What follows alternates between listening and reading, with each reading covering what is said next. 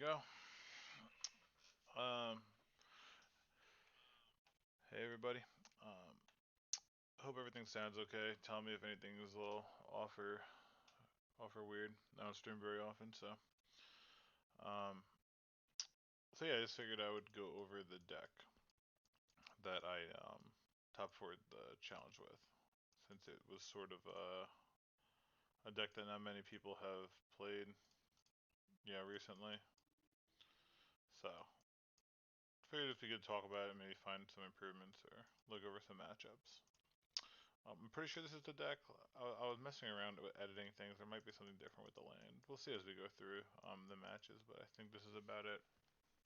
Um, so Mud, yeah, it's a. I saw this deck. A Japanese player had done well with it. I can't remember their name, but if I find it, I'll post it on like a YouTube description afterwards. And I just played the same deck as them basically.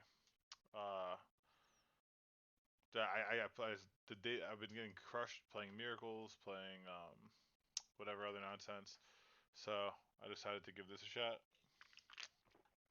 I thought it would catch people by surprise. The um when you go Chalice or when you go Ancient Tomb Chalice, Ancient Tomb, um, Grim Monolith. There's the Echo deck running around. So not many people. You can be very unsuspecting, and that could play very well. Um, and Legacy it means a lot because knowing what you're facing is very important.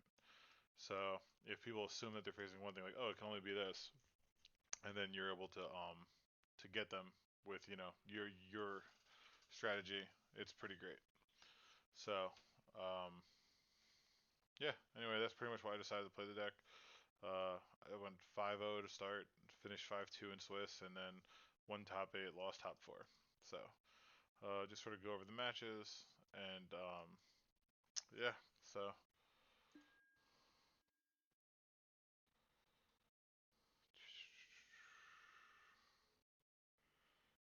nope. Premiere top eight. There we go.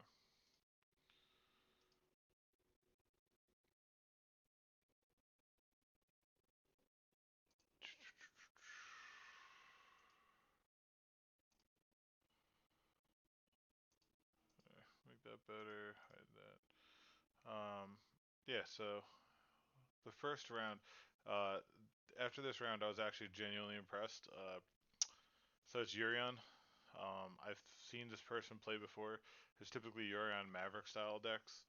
Uh, so right away we know they have four Wasteland, Nether Reliquary, and the scariest thing is when you're playing a Green Sun Zenith deck with 80 cards, is they could fit Collector Oof, Knight of Autumn, all that stuff main. So you know it's gonna come after you. So uh, basically just go through a couple turns and see what happened. Um,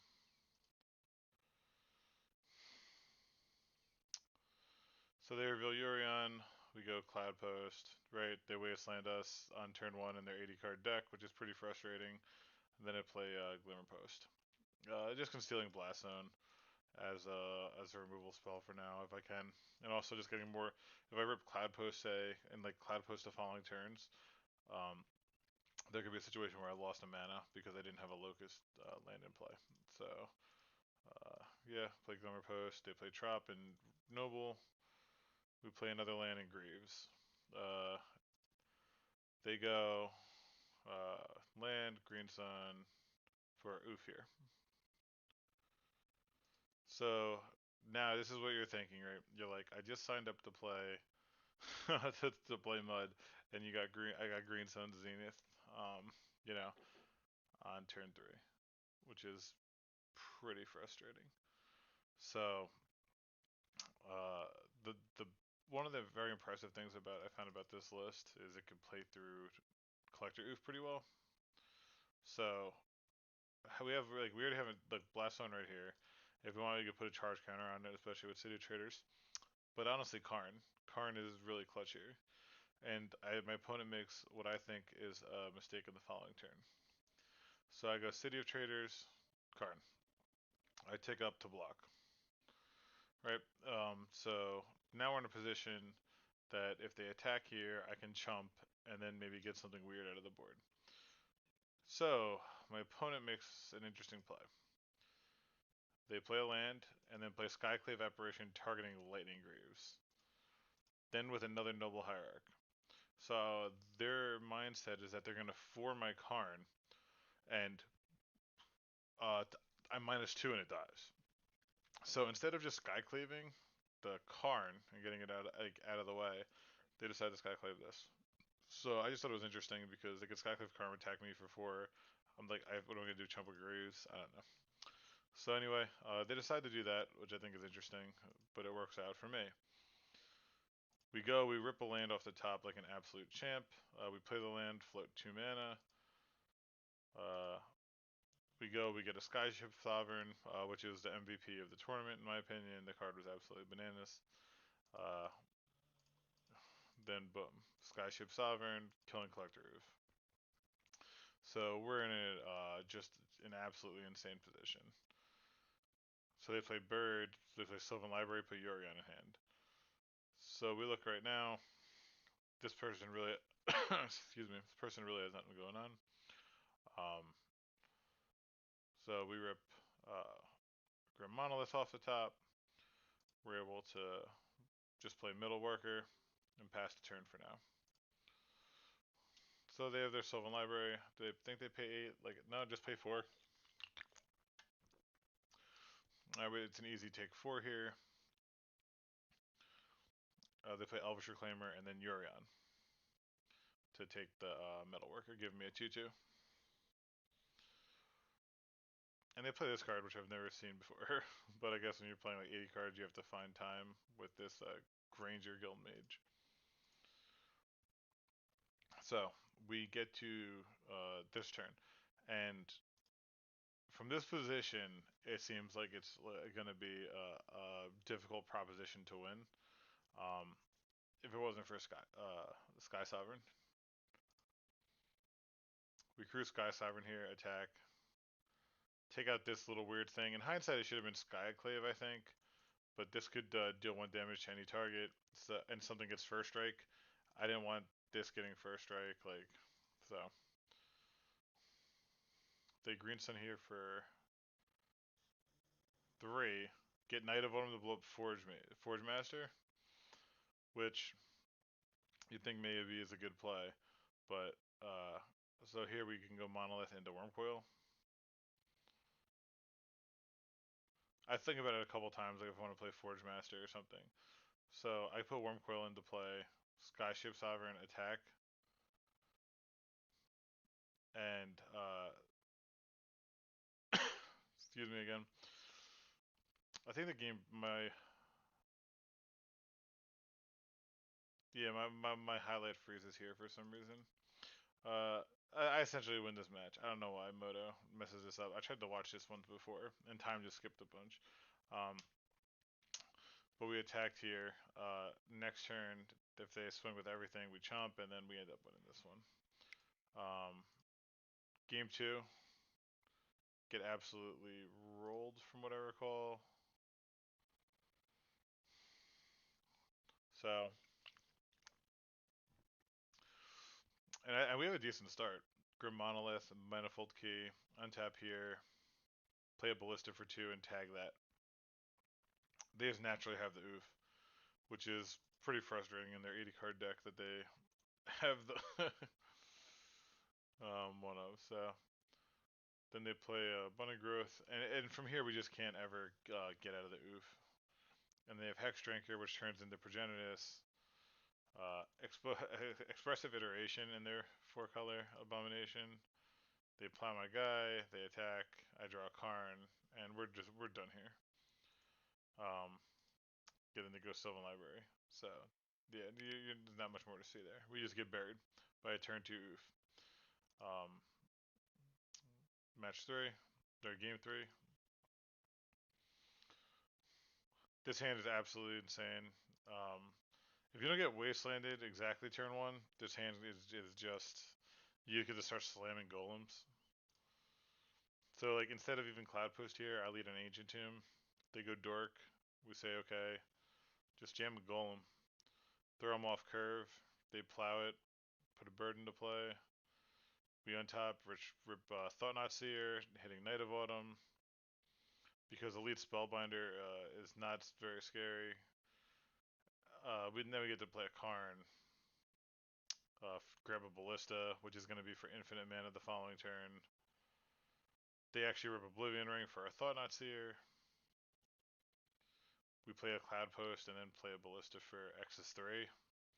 Ping, ping, Karn, did they just concede?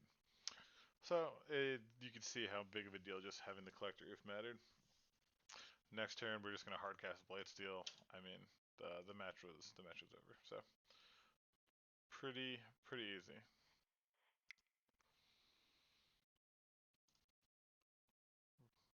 Round 2, game 1, versus streamer Arkin. He has this on his channel somewhere, so definitely check out Arkin and follow him if you haven't. Uh, so we have the busted start, right? Grim Monolith and the Manifold Key. Nothing gets countered. I don't know, not sure what he's on today. He plays a lot of different things. So this is turn 2. We decide to go for the Wormcoil engine. Just that we have a lot of these are both must force things. So I decided to play Wormcoil engine first. Because it's definitely something that could be petty thefted. It's something that, as the game gets later, he'll find more answers to it. So if you want to counter it now, sure, go ahead. And that's what happens. It gets forced. Or sorry, then he gets forced. He fetches, brainstorms, and then forces it. Alright, Wormcoil down. Then Wastelands my City of Traders. Sure. I rip an Ancient Tomb. And we're able to slam Karn. Hope he doesn't have days. It has another force. That sucks. And now Goyf. Here we just play Chalice on 1. The game actually isn't looking super good for us. He attacks for 5. Uh, do some quick math. Decide to play Metalworker. Take 5 here. So now with Metalworker, we have enough to play the Blightsteel. If he has days, he has us. Doesn't have days, and Manifold Key makes this unblockable. So that's a win against what's like a rug, some sort of a rug list. As of right now, I'm assuming it's Rug Delver. He's played Rug Delver with Elvish Reclaimer before. So this is round 2, game 2 versus Arkin. Uh, Again, solid hand. Against these type of decks, I just want to keep a hand with a lot of lands because I know I'm going to get Wastelanded. Is their best strategy. So they don't.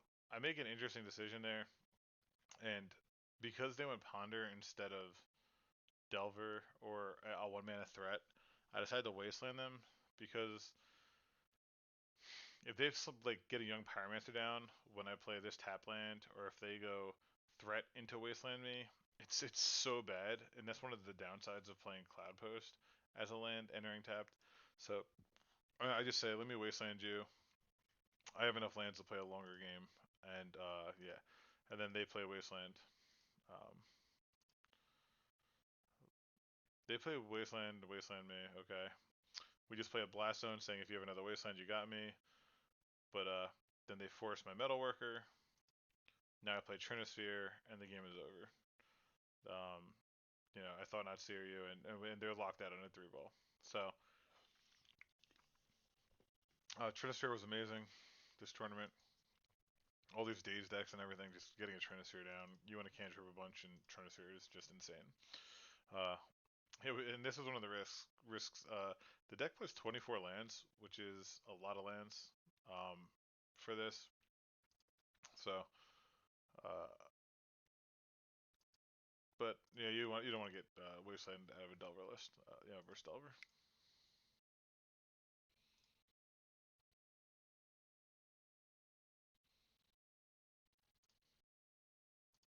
Yep. Um, this is an unknown opponent. Oh, into play. Love this guy. Also another streamer. Check him out if you haven't. He didn't stream this event, but definitely check him out if you have not seen him. Plays almost exclusively 12 post decks. mostly mono green, sometimes flashing blue. But he doesn't know what I'm on, so blind names Wasteland, which again is an advantage. One of the things about this deck, you're always going to name that. Um, then they can play map, cloud post, and we're in such a banana position right now. We're able to play cloud post, and we're leveraging cloud post way more than they are because we're able to slam metal workers, lodestone golems, forge masters. Their cloud posts are only for their Eldrazi's and maybe Titans, but even then they need green green still. So we're in a very good position. He plays cloud post pass, and we ripped the stone cold nuts in lightning greaves. So since we actually ripped the best possible thing, lightning greaves, uh, we reveal we get 12 mana, which is just a joke. Slam Blightsteel Colossus, and they concede because they already know I have lightning greaves in hand. So just an easy turn 3 win. Easy game, easy life.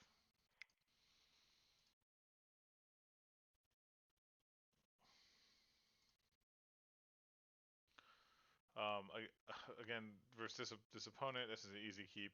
You're gonna then you rip Cloud Post. So it's essentially who could jam the better threat more quickly, and the fact that the opponent does not play Karn. They only play the big Eldrazi's. They play Pithing Needles. They play Primetime. Like if we're in a colorless battle, we're definitely gonna win. So we just play Cloud Post and Past. They play Forest and pass the turn. We play a Cloud Post and Metalworker. So again, just turn 2 Metalworker is very key. Um, in being able to win here. So they get Eye of Ugin off the Once Upon a Time. So into play then goes Green Sun for Rexage, blows up my Metalworker. Like we're in a bad spot. And then they pass Pith Needle and name Lightning Greaves, which is catastrophic. Uh, because quick math, because there are so many Locust lands in play, Vesuva copying here actually makes us 10 mana. And 10 mana, everyone knows that means it's Karn and Lattice. And they didn't have Force of Vigor, so we win. They attack Karn to 2, we take up Lattice to block infinitely, and they're locked out of the game. So another turn 3 win with Mud. So very quick, you know, matches are over very quickly. 4. Um, so we just went 2-0, 2-0. We faced Basuda, who I've seen playing recently was they were always on like mono red prison, and which I think is probably a difficult matchup for the deck. So we just get Metalworker into play quickly. But they're an island, really threw me off. So this turn, I have no idea again what they're on. So we just make a bunch of mana, play a Wormcoil out around days. They force Seagate Restoration, so I see they're an Omnitel. We reveal both of these. Manifold Key, untap a Monolith, make 10 mana. I'll just play it into days. Yeah, it doesn't matter. Or do I not? Yeah, I do play it into days, saying show me. The Impulse.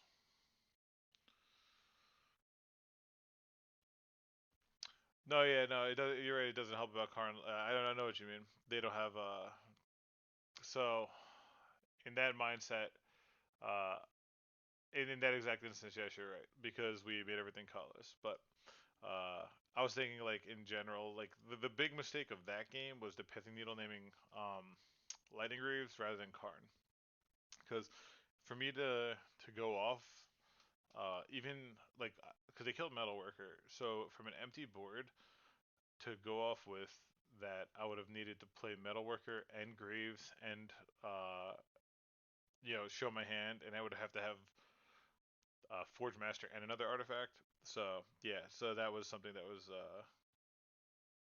yeah interesting. But yeah, I know what you mean. In general, the Force of Vigor in that match wouldn't have. I'm trying to think if there was an instance. The only time I was really worried about it was when I played Metalworker.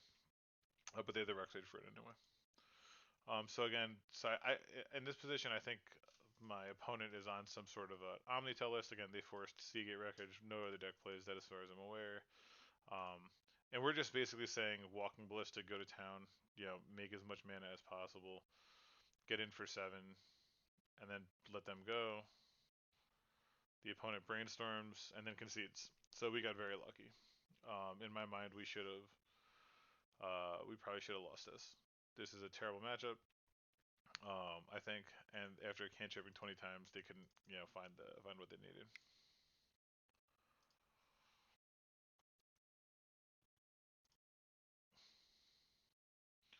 Um, so here I mulligan down to 5 cards. Uh, this in my mind is a keep. I think I put back Wasteland Karn. Um, this is the key card in the match because of exactly like you said, Trinisphere for the show and tell. So that's why I mull to 5 and I find the Trinisphere. I think I put back Karn Wasteland here. Play. Now I put back Metalworker Wasteland. I put back Metalworker Wasteland, so I had 4 mana for Karn because I knew I want this to go into play. And so we hit a Ancient Tomb, and the opponent does City of Traders exactly what I want to. Right, this is the actual best case scenario. If they're gonna cast Show and Tell, they use the City of Traders, and they put in an Omniscience. So because of this, we're able to Wasteland them, and with 3 ball in play, they have to pass. We get to go City of Traders Karn. They can't counter because of Trinisphere. We get a Liquid Metal Coating. They miss their land drop, and the game is over because we get the Liquid Metal Coating the island, tick up, and they would need something like Fetch Land into Ancient Tomb to be able to cast anything, and they're off of it now. So that was a very very quick win versus Omniscience. It took 2.5 minutes to win the match, so that was very fortunate. I think that one was more lucky than anything. Yeah, you really lock them out. This is the person who ends up winning the tournament. Uh, this matchup I think is actually like pretty decent for me. They need to have a very specific win. So we go Chalice on 1 on the play, not knowing what they're on. We get Wastelanded, Ancient Tomb Greaves, Savannah Pass. I'm still not sure what they're on. I said let me play a Call Outpost. They play Thalia here, which is great for us because we just put a Lodestone into play, attack you for 5. They pass. The only thing, like they can't. The only thing they could have here is a plow. So we just go to and we have Chalice on 1. So we play Ballista and they concede. So that was a pretty quick win.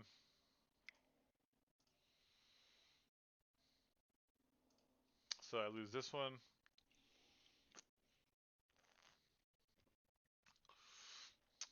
They go Noble. We go Spyglass. It revealed Wasteland and Dismember. Dismember is the only card we really didn't want to see. Because our line was all relying on playing Metalworker. And we just get absolutely bodied. We take 4 damage, put a key into play, and they ripped a Palace Jailer. So they draw us out of the game here. This is a very, very quick one. Yeah, we're done.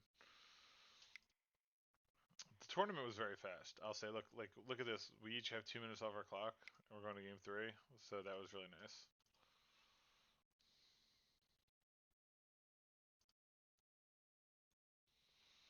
So I keep this in hopes of a turn 1 Metalworker. I have extra lands to not get wasted out, and then a Wormcoil Engine, which I can get into play on turn 3. So we play this and say, show me Dismember. They don't have Dismember. So I reveal both of them. I play a Wormcoil Engine. And now I'm just hoping they don't have like a Reflector Mage here. So they play Elite Spellbinder, which I really don't care about because they can only take my Grim Monolith. I rip Thought-Knot Seer off the top. We attack, play Thought-Knot Seer. I take the Thalia's Lieutenant. They reveal a Magus of the Moon and a Meddling Mage. We just attack with the team. They double block Thought-Knot Seer, go to 6. We play another Lodestone Golem and the Grim Monolith. They have a Magus of the Moon in hand and then concede. So I probably want to keep such a hand against humans. They have a lot of removal, knowing you to play the second game. I mean, which is fair. That's actually very fair. Um, again, my first match with it, so that could be Very relevant input. That's why I like this hand. I also don't want to mull very aggressively because our starts versus they have Wasteland, Noble, Vile, Dahlia. They can interrupt us in a lot of ways. So I almost just banked on them having an aggressive slanted start where it was more Dahlia's lieutenants rather than dismembers. I agree. Was weak. It was very weak in land. It was 100% relying on Metalworker, and they had their removal for it. So that was sort of my up a game risk. So I can understand if you want to mulligan that hand. It makes total sense. So at this point of the tournament, I'm 5-0 and locked for top 8. At this point, I was pretty sure because there was very few people. There's like 72 people in the tournament. So given that it was 7 rounds, I felt pretty good at this point, thinking I was locked. Um, Round 6. This is a matchup that I did not love at all. So I actually mulled to 3 here. Uh, it doesn't let me rewind, but the hands, like, let's actually look at the hands that got me to mull to 3. Let me go back. Okay, so I won't hit play. I'll actually just do this. All right, so this is my uh 7, which is you can go Ancient Tomb. You have mana, but then nothing else. Like your Blade Steel is your only other card. You could convince me to keep this. You can convince me to keep it, saying that like if there's enough threats, but depending on what the opponent is playing, this could be really like there's no action, right? There's no action because what time? Even though if you this is like a turn 3 Blight Steel, and if your opponent has just a sword, you're dead. So you'd keep the 7. That's fair. Again, against an unknown opponent with no action, I mean, I don't know. I just didn't want to risk it. But again, you have a lot of mana. All your top decks are live, so yeah, you definitely can cast anything. Absolutely, absolutely. So in hindsight, maybe I'm supposed to keep it, but I mulligan again. So I mulligan to this, which has mana, but again no action. So I mulligan that. I bring me to this, which is a hand I do not like. Um, but again, maybe I'm getting greedy because you have to put 2 cards back. So which 2 do you put back that Metalworker actually does anything? So it's almost like you put back Metalworker if you keep this hand, and then you're like on a turn 3 Lodestone. So so this one I wasn't sure about. And then I come to this. So this is my mold of 4. Double Manifold Key looking really awkward here with double Karn. Nothing going on. And then this is what I mold to. So uh, again, you can 100% convince me that I was supposed to keep the 7 and just hope to draw action. So I put back on my Worm Coil. I put back the Ballista. I put back Metalworker. And I put back the land. Because the plan right here is just to go Grim Monolith turn 1 and turn 2 Karn. So I forgot even what happens this match. So I play a Monolith turn 1.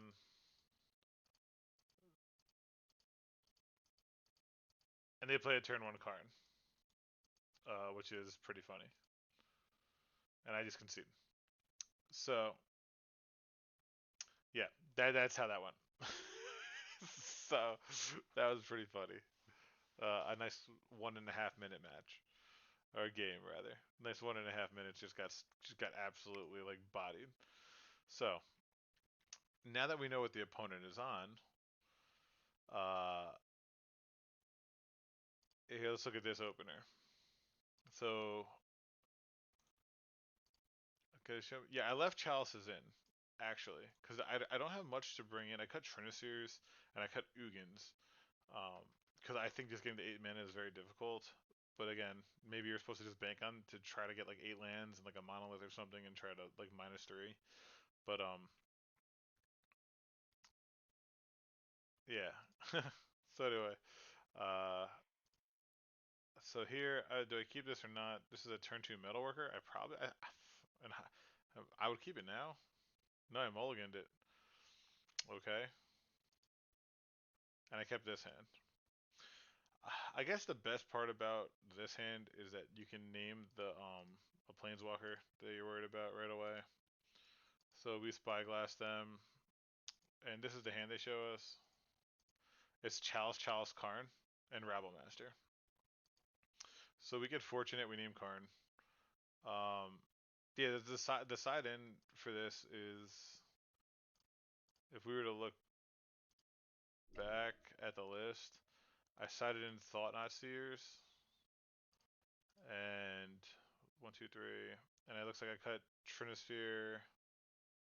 I brought in three Thought Knot Seers, cut Ugin, Trinisphere. So I would have had to bring. Oh, and then one Spyglass. I brought in one Spyglass. So that's how I sideboarded.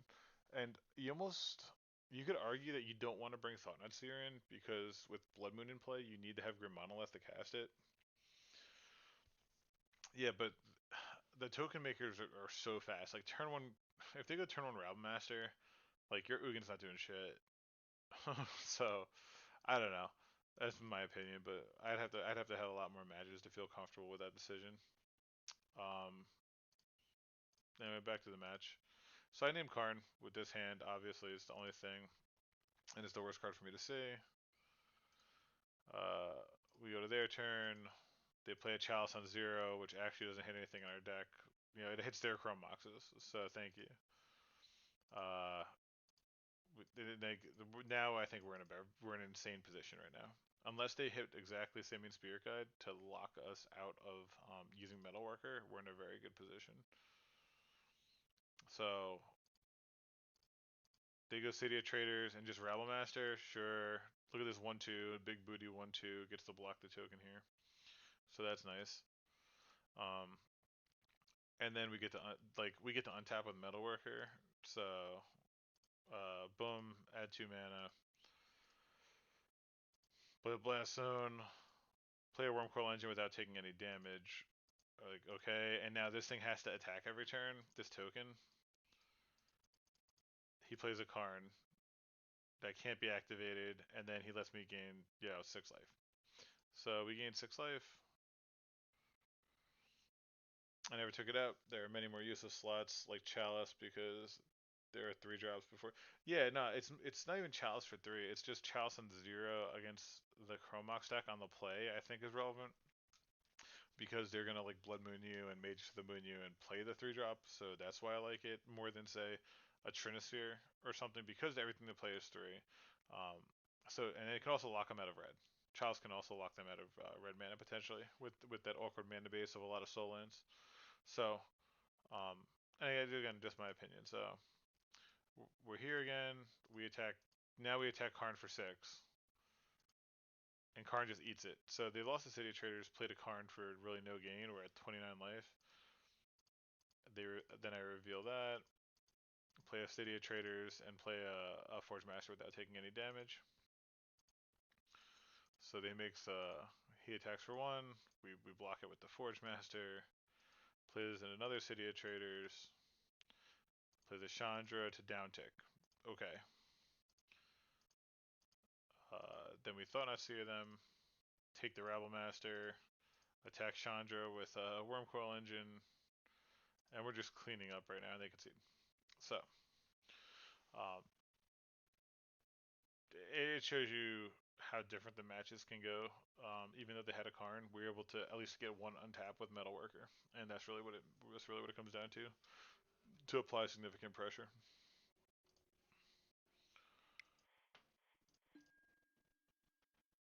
Mm, okay, and then game 3, I get absolutely bodied. This will be a fast one. I'm just gonna hit play. Um, so I keep this. My opponent mulls the 5. I keep this hand. It has a turn 1 Manifold Key, turn 2 Metalworker, and it has Thought Knot Seers. And then on the draw, I cut the Chalices to bring back in the Ugins. And what else did I bring in? I brought in the Manifold Key, that third one to try to be faster. Um, yeah, if Metalworker was Monolith, this hand is pretty sick. So, but I decided to keep this, and it doesn't matter. My opponent's mulled to 5. So again, the 2 cards left are Goblin Rabble Master and Blood Moon. So we lose. So that's how that went. Just get absolutely destroyed on a mold of 5 from the opponent. Turn 1, Rabble, turn 2, Blood Moon. So that's pretty much it. Round 7. This is the last round of Swiss.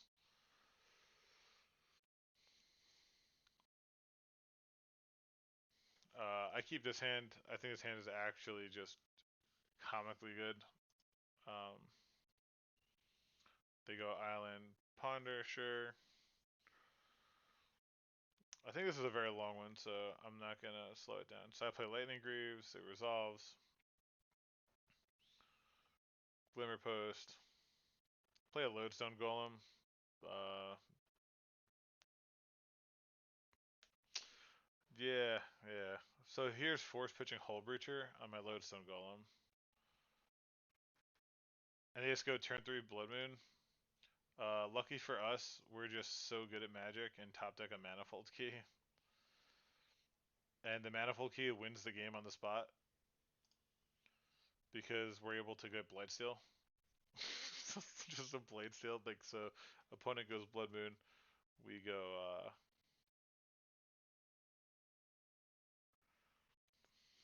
yeah, so the Lightning Greaves Forge Master is just comical.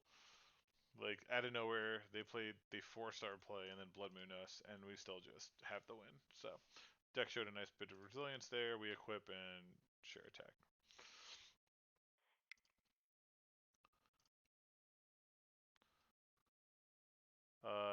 2 and 3 are not as fun. Again, I find this is an easy keep. I'll turn 1 Metal Worker. And it just has the. I still don't know what my opponent's playing. I still have like Hull Breacher and some other things. So I'm all in here on Then it is a Bolt. So I was just all in on getting threats down to ASAP before they could do anything, and they play Young Pyromancer. I messed up there. My City of Traders was on auto yield to sacking itself, so I was trying to get a Trinisphere in play. Didn't work out, and that ends up costing us. We just get buried here. Then they play Blood Moon. So yeah, we just get buried by Young Pyromancer that match. Young Pyromancer is very difficult for Mud to battle back from. Uh, Match 3 of the last round of Swiss. We mulligan here. Uh, what do we have?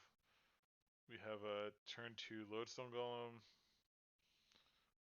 which does it eat? It eats a force. Yep, eats a force. So we're just running into like. So that was Force of Will, pitching Force of Negation. Then we played Chalice on 1, which gets the resolve, which is nice. There's a Lightning Greaves, which is super great. We play a Ballista on X's 2. Uh, and that has another force, pitching force. So they had 4 forces so far. And they play a Jace. We're just done. We have like 1 draw step to hit something, and we brick. So I guess right there I could have 1, 2, 3, 4 pop. There's nothing I could have even gotten here. I could have only gotten a 3 mana artifact. So Jace buries us, and the match is over. So long story short. All right, so now we're in the top 8. We are the 6th or 7th seed. I forget. Um, so we faced a mono red prison player, and we get to go on the play because it's die roll, and we're really lucky and good at Magic. Uh, so I mulligan to, let's see. So this is a mulligan to 6. We keep this because we're on the play, and they're on. So we put Chalice on 0 because we know what they're on, and play a Grim Monolith. This puts us very, very far ahead. for them to have like a Karn, you know, it'd be they need to have a Soul Land plus 2 Spirit Guards exactly.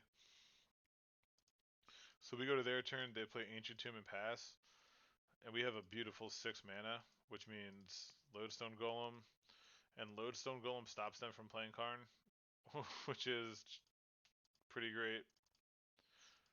As you see, they play a Trinisphere, which is a unique card to leave in versus us. Okay, we just play an Ancient Tomb, attack them for 5. This is just an insanely fast clock as well. And they exile Semi Spirit Guide to play Karn. I let that go by accident. I should have untapped this, but I just made a mistake. But then we just rip Karn, getting a Skyship Sovereign, which again was one of the best cards in the deck. They animate Trinisphere to block again, and they attack Karn for a trade. It goes to me. Oh, this is actually a really fun match. I remember how I win this. So we play Skyship, three there, and then we tick up on Flagship to leave a blocker in case they have Grab Master. They tick down for Ensnaring Bridge here. Okay, so they play Ensnaring Bridge, play a land, and pass. So, well, they have an Ensnaring Bridge with 5 cards in hand, and Flagship is a 6/5. But if you tick up with Karn, it's only a 5/5. So Skyship actually gets around the Ensnaring Bridge. In this instance. So we go to attacks. They don't have any Simian Spear Guys or anything, so we're able to attack with the Skyship. We attack them, doing 3 damage to Karn. Slam down a Monolith. They go to 2 life and put in this a Blood Moon. What do we do? I just get Lattice. I get Lattice. I could have got Walking Ballista here to actually win in hindsight, but Lattice just locks them out, so the match is over. So we get game 1 against Mono Red, which is, I think more difficult.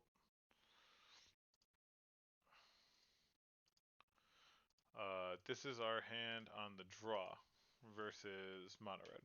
Again, I like the Spyglass. Any hand with a Spyglass I want to keep. Oh, it's huge about the die roll. Die roll is insane. Die roll and knowing what you're facing. Because being able to keep that Chalice on 0 was a very big deal. I think, anyway. So they go turn 1 Blood Moon. And turn 1 Blood Moon is not nearly as scary as turn 1 Rob Master. Like turn 1 Rob Master is way scarier. Because we're basically saying, okay, Blood Moon. Alright, so Ancient Tomb pass. They go Mountain, Magus of the Moon. Again, that doesn't affect us at all. We play Blast Zone, Spyglass you, and we see a Chandra Awakened Inferno. So we name that with Spyglass. They play the Ancient Tomb we know about, and they top decked Legion War Boss, which is pretty frustrating. But we play a Metalworker. And if we get to untap with Metalworker, it's pretty obvious we're pretty far ahead. So they attack with everything. We block the only thing we can without killing Metalworker. So we're at 11, and this is our board state. So we make 6 mana. Sure. So we have 9 mana here. We play Forge Master and Thought Seer, just to get bodies that can block here. And they rip another Magus of the Moon. Again, a card that doesn't matter at all. We block. Metalworker doing insane work here, adding 6 mana. And we're in a position where we get a Karn. Karn gets a Flagship, blows up your War Boss. Pass to you. They swing everyone at Karn. We go block, and they actually drew a Shatter Skull and played it by accident rather than dealing damage. They would have been able to deal. What's the other half of this card? It's like red. 3, so they would have been able to kill one of these and given them like a different opportunity, but they misclicked and it didn't matter. I think we had it won regardless. So we were in the top 4. So we make our way to top 4, facing our humans player again, who ended up winning the whole thing. Spoiler alert. So I keep this hand. This hand's absolutely bananas. They play a Vial, we play a Metalworker. Pass. I don't even know how we got this one. Oh, I remember how we lost this one. They play a Thalia. Again, like if you just look at this, we have 11 mana on turn 3. 13 mana. And it's just, how did we lose? So we play a Lodestone Golem, a Lodestone Golem, and a Forge Master. They play a Mom, which doesn't have text. They play a Noble, sure. I reveal Wormcoil, and I make. So here, I don't attack here. Um, yeah, I haven't been in a position with 3 artifacts in hand, unless it was that last game where I had it won like 13 different ways. But I wasn't able to pull that off, like I said. And it's you win the game in the aspect of you have infinite mana and you draw your deck, but on Moto Clock it's like something else. So if you can just, like, if you know you're 99.9% to win a game, like grabbing like Skyship or Ballista or something, it's just easier to do that in Moto as opposed to in paper when you could say make a million mana, draw my deck, play Ballista, I win. So um so we're in a very good position here, and they had the Thalia's Lieutenant. I was right. That's why we didn't attack with the Lodestone Golems. Um, they have 2 cards in hand,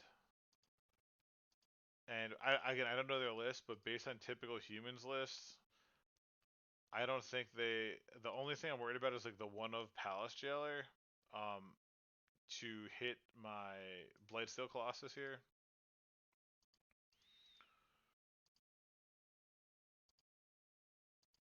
And so here I just thought of it, and I missed a win here, and that's one reason I wanted to do a recap. So they put in Spellbinder here. So I can play in a way that the only way I lose to is swords, and I should have made them have a swords. Uh, because the only way I lose is they have a swords, which is unlikely.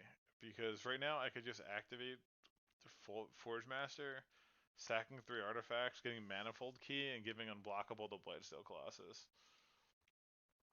So that was a punt that I just saw right now and did not see obviously then. But again, this line is pretty fine because they can't Palace Jailer this because I could Forge Master, sack 3 things, and then bring this back into play. Um, but so I missed a one with Manifold Key. I should have said, show me Swords of Plowshares. Yeah, so that was a big mistake. Um, and so they untap, draw a card, and they have Palace Jailer. Palace Jailer is targeting Forge Master. I think they're trying to bait me into making a mistake, so I don't. I say, okay, you can have it. But then the last card in their hand was Charming Prince. So the 2 cards that they had left were Palace Jailer and Charming Prince. Said they could blink Palace Jailer and take my Blightstone, and I lose the match from there, because I can't get through this army. So yeah, I missed the one with Manifold Key. So they blink Palace Jailer and I lose. So hindsight's 2020, you know. But again, just looking at things from a different perspective instead of in the moment. Yeah. Yeah.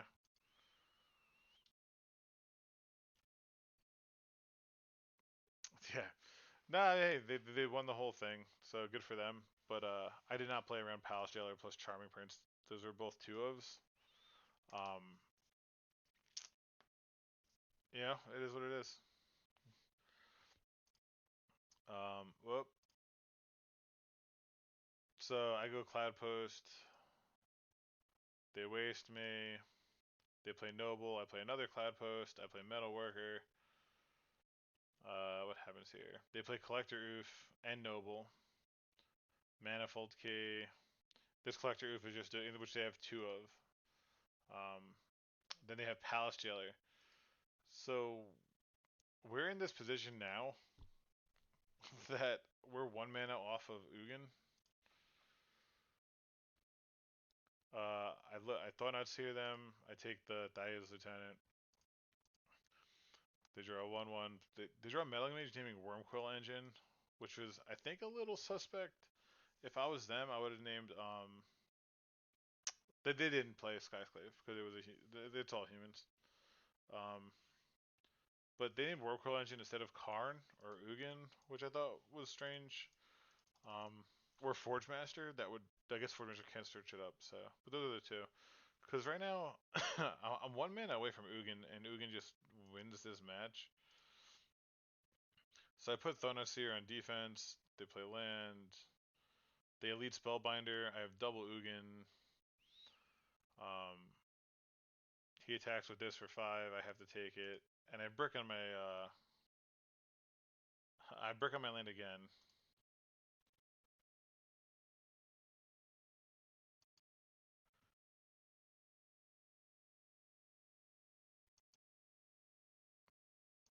Yeah, and then they attack with everything. I don't know why I didn't play Lodestone Golem. I don't know what I'm thinking. I guess it's that it would have cost one more for Ugin, but I could have got I chumped with it to try to get one more land. Yeah, I know Golem plus Ugin. So yeah, so I conceded. I drew out. I wasn't drawing lands for the next like 5 cards. It didn't matter, but in hindsight, it could have mattered. So there were dreams crushed. So I could have won game 1 and forced a game 3, or if I drew a land here, I would have forced a game 3. But no, that's what happens when you're in the moment. And again, it was first tournament playing the deck. So, um, but yeah, I definitely could have won that match. So anyway, that was the list. Um, 24 lands was a lot of lands, but it was nice never to get completely locked out of a game for missing land drops. The deck was super fun. Um, so I actually have uh, what I call where is it? I have to get cards for it. Turbo. So this is my version of what I'd call Turbo Mud. Excuse me, sorry. So this is what I would call Turbo Mud. Um, I played it twice today and went 4-1 twice. Um, it feels pretty good. It's doing things almost like yeah, the unblockable the Colossus is absolutely insane. Like I said, I threw that match away. So that's pretty frustrating in hindsight. It's just not you're not thinking about going. You're not thinking about sacrificing like a Forge Master, a Lodestone, and something else for a key. Like it was 1 mana thing, but it was the match that I gave it away. But Manifold Key is the upside is really high.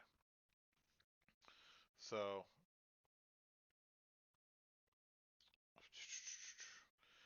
this is what I've messed around with. Like I said, um, no, hope you got something from it, and hope other people play the deck and get something out of it.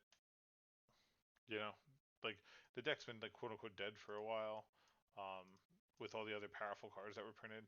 So being able to make it playable is nice.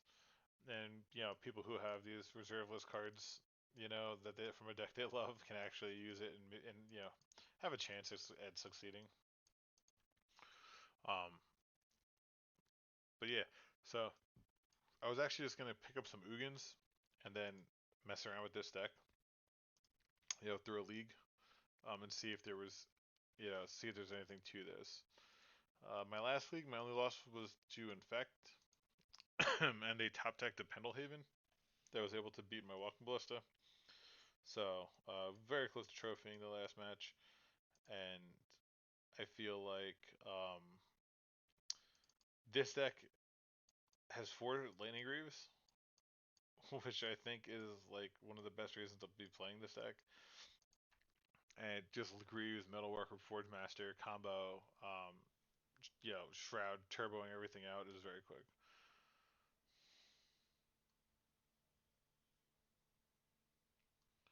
Yeah, I mean, again, it was math. It was just the math. Because again, 100% they could have one Palace Jailer, but I had that beat with Forge Master. Um, they don't really play Reflector Mage. Not that I know. If he could have played Reflector Mage, I suppose. But yeah, I don't know. Yeah, hindsight's 2020, like I said. But they had the two of, and it's since they had two ofs, then they tagged me pretty hard. But I've seen a recent list that played Swords to Plowshares, so I don't know. Yeah, like mathematically, it probably without knowing any list and the fact that they had white mana, um, I think my line made sense. But I can also make an argument for just going for it with the key. So um, anyway, I'm gonna play this through a league. I'm gonna change the title so if anyone's interested. This is not Cloud Post. I wanted to play it with all things that came. Uh, so it runs 8 soul lands, 12 soul lands basically, in Tomb, City of Traders, and Crystal Vein. 4 caverns because you have to get this like the Forge Master to resolve, and the 4 wastelands are a little suspect. You can argue, yeah, you could tell me to cut wastelands for Blast Zone or Caracas or Inventor's Fair or something. Um, and then I actually run 3 Lotus Petals. The Lotus Petals have been very good. The Lotus, like, because there's a lot of times where you're like 1 mana off of doing something really, really busted. So I added the trying it with Lotus Petals. 61 cards. 61 card. The 61st card is a third Lotus Petal. Um, this list has 4 spatial contortions in the board. I noticed that some the way you lose is with it's really against just like fast creatures. Killing a flip Delver on turn 1 with any of your with your soul lands is huge. Young Pyromancer, that whale, infect creatures. Just so many of the ways you lose. Because if you look at this, you have Chalice, you have Trinisphere for combo decks. Um, you can play. You have Wasteland even for greedy decks with the Crucible of Worlds. You have Lodestone Golem. That's going to slow down control decks. So it's really the decks that can get underneath you quickly. Um, that are very big. Thanks, Nathan. Yeah. No. Yeah. Arcans. The match was pretty quick. It. Oh, I don't know if you meant today. Today earlier or for the or during the challenge. Because I versed him with this version during today, and yeah, I was able to beat Arkin pretty easily, even though he was on Grixis Delver. He was on Grixis Delver. I was able to beat him today with this today. Oh yeah, I mean, hey, he doesn't want people to say good game when he loses, so that's his right. I won't say it in his chat anymore. It's all good. I didn't mean any offense by it. You know, um, so I just meant like, hey, good games earlier, and but yeah, so just won't say it anymore. It's all good. Uh, but yeah, because I had faced him during the challenge, and I think I went back and watched because I wanted to see what he had, and I guess like he was saying he would have forced something different if he knew what I was playing. So that's one of the benefits of playing this list for sure, is people will see Manifold Key and think that you're on yeah, I mean, hey, you know, it's yeah. Hey, what do you want me to say? Um, like, just won't say GGs anymore. Like I said, I didn't mean anything by it. I wouldn't take offense of it. So, no sweat. I'll definitely. Oh yeah, I'm definitely not gonna tell anyone to list my start at the list. Like he plays. I don't know what he's playing. Like I was in his chat earlier, but the guy switches his decks like 3 times a day. So I just I like, he definitely may be in like I saw him playing Grixis earlier, but for all I know he's back on Reclaimer Delver or doing some other stuff. So um and yeah, I'm not gonna tell anyone my list. Like that's I told him garbage when he asked, and I was not lying. This is what I played. So I wasn't lying and saying like garbage and then sleep the Rug Delver or something like that. Um, yeah, streamer disadvantage. Hey, he lost the match, but he's also getting paid to do it. So like people were paying him to stream. So definitely one of the disadvantages of streaming, for sure. But yeah, you do it for several other of the advantages, right? You do it because you want people to watch and have fun, and that's why I do it. I do it just because the only reason I'm doing this is because people on Reddit, I've seen people on Reddit and Discord were sort of laughing uh, that Mud actually had done something good in a long time. So that's really the only reason I did this because hey, if I think the deck, I think it's legacy, right? If you play your deck well, you can compete, right? Who are we? Oh, really? Oh, that's a shame. Hold on. Well, hold on. Is that better? How's that? I don't want to hurt anyone's ears, so any better? Like I don't stream very often, so if someone uh I appreciate the feedback if that was too quiet. It's not better, huh? That's weird. Hmm. Mic auxiliary. Yeah. How's that? That's like the max. So I don't know what else I could change. If you have a suggestion of a setting to change, I'll change. Oh, it's better. Good. I'm glad it's better. Um. So yeah, I'm gonna just pick up some Ugin Ineffables, and then I'm gonna run it through a league just to show people some turbo mud and see if this is even worth playing. But like I said earlier, I had two 4-1s with this, so that were pretty close. I've made some small adjustments to the mana base, uh, added some more petals, cut some fluff that I was trying out. I just rent. Yeah, I just rent on Moto. I'd say I rent, but I have some cards. I pick up specific arts if there's things that I want. Like I picked up a lot of time spiral cards, um, just because I think they look sweet. So no, but like I would use mana traders. Yeah, sweet. I was able to I got third on one of their leaderboards, so that's been paying for like the past 4 months. No, see, you can sure. I'll try. I could try one Avengers here. Um, the Wastelands, the Wastelands felt fine. Like the Wastelands felt fine, but I could even see cutting another one for like a Caracas.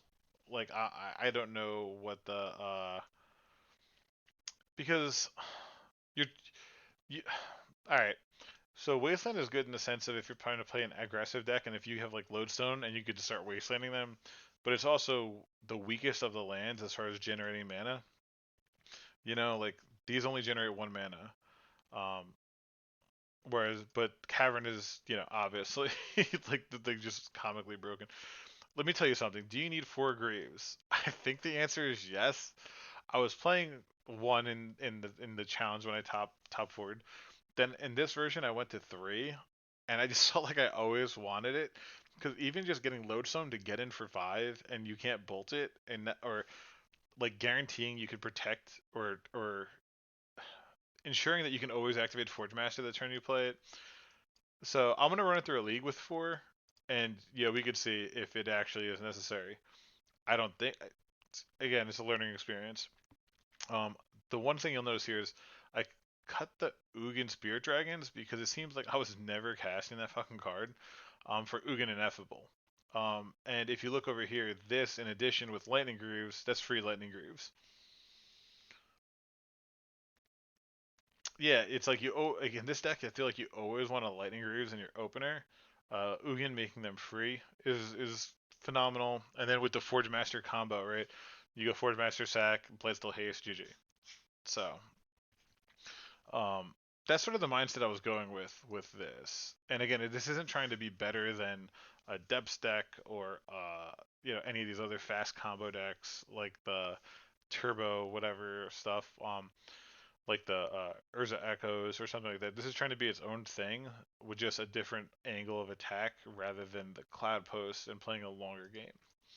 Um, and Ugin is nice being able to tag things like it can't kill opposing Karns, which is frustrating, but it can make tutus while everything else is locked out, which I think is something that is right.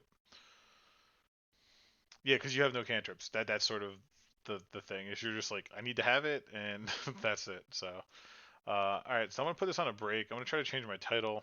Um, you know, hopefully you guys stick around and we'll watch me run it through a league. And yeah, just see if we can make mud. Maybe get a trophy with mud, which would be pretty funny. Like I said, I had two 4-1s today, so the odds that you get a 5-0, like I don't think the deck can go 4-1, 4-1, 5-0. That'd be pretty comical. But it does have Platinum Angel, which is one of my favorite things. Um, I was able to Platinum Angel with Greaves versus Rug Delver. Yeah, 61 cards. The Lotus Petal, this extra Lotus Petal was the 61st card. Uh, Again, it's, or you could say the Crucible World, but technically when I had 60, this was the 61st one I added. You could say Crucible should be cut.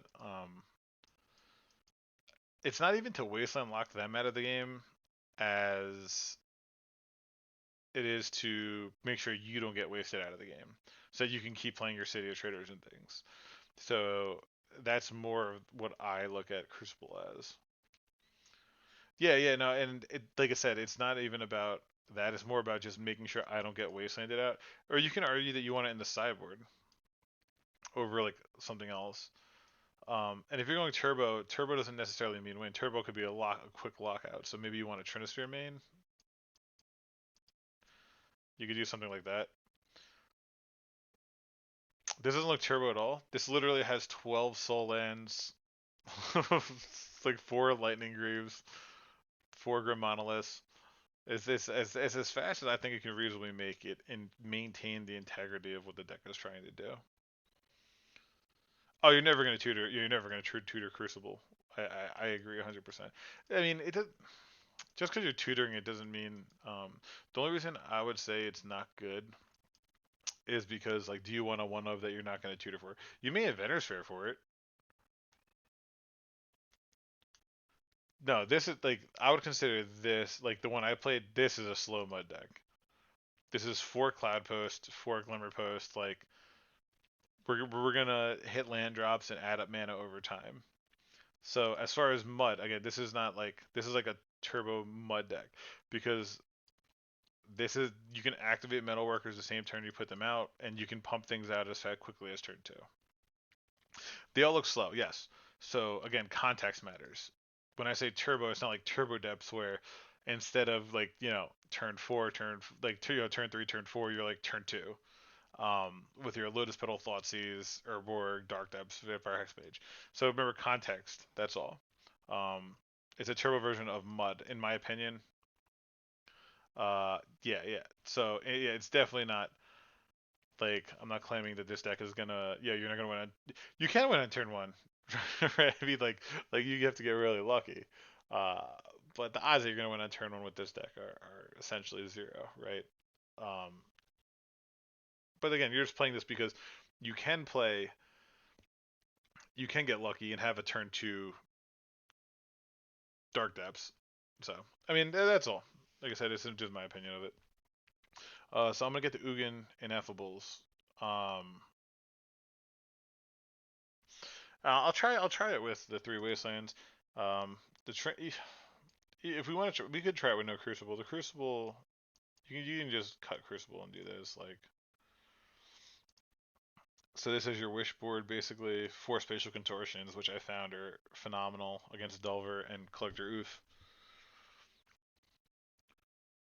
Yeah, no, I went up on the key. I had 2 main, 1 board. So for this deck, I wanted to go with 3 main. Again, yeah, Forge Master. Just throw it under the bus. Just get rid of that. So you can get your hasty Blightsteel out. So, um, yeah. All right. So let me get these cards. There's 2 cards. It'll take me. I gotta go to the mana service. And then so I'd say maybe 2 minutes, 3 minutes, and we'll bang out a league and see if it's even see if it continues to be a strong concept or if it was just like a fluke that I got 2 4 once. Um, yeah. So hang on a minute, guys.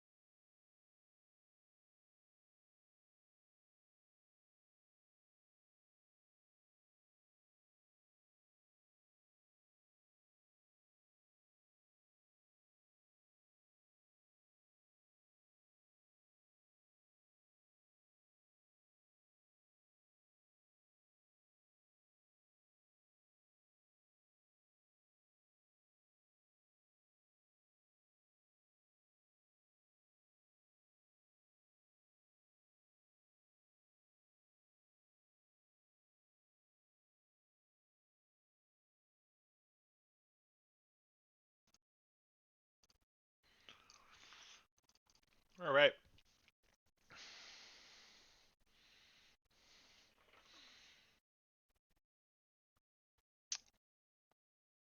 Huh, Nathan, Z Dimitri, later guys. Thanks for hanging out earlier. All right, so let's play a league with this monstrosity.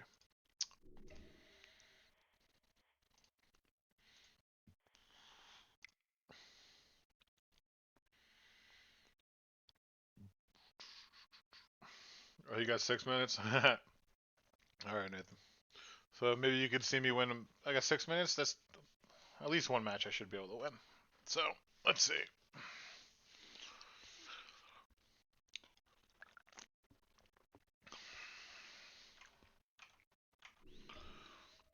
Uh huh. So I think I had one of them, like one of my boast.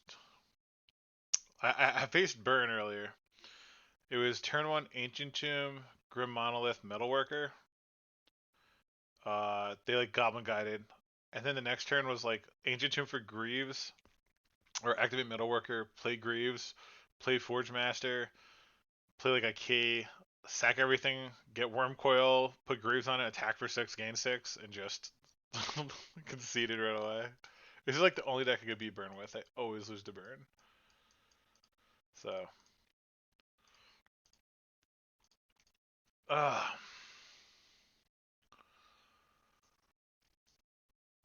oh yeah, I know what you mean. Sometimes Legacy is complicated, depending on certain decks you may be playing. So, but there's times when like you're just like, come on,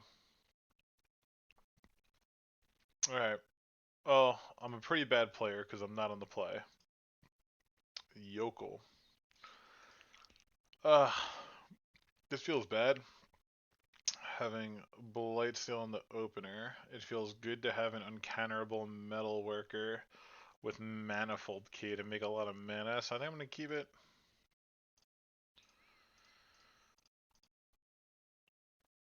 And then Bayou Thoughtseize? Don't be a jerk.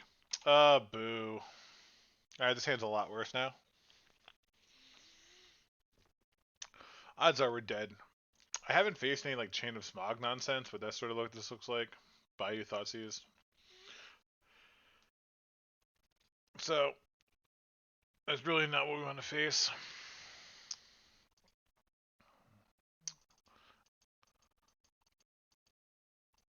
Maybe if I shuffle the cards, he'll take Blightsteel. Come on, opponent. Well. Huh. How about that as a draw? Sure.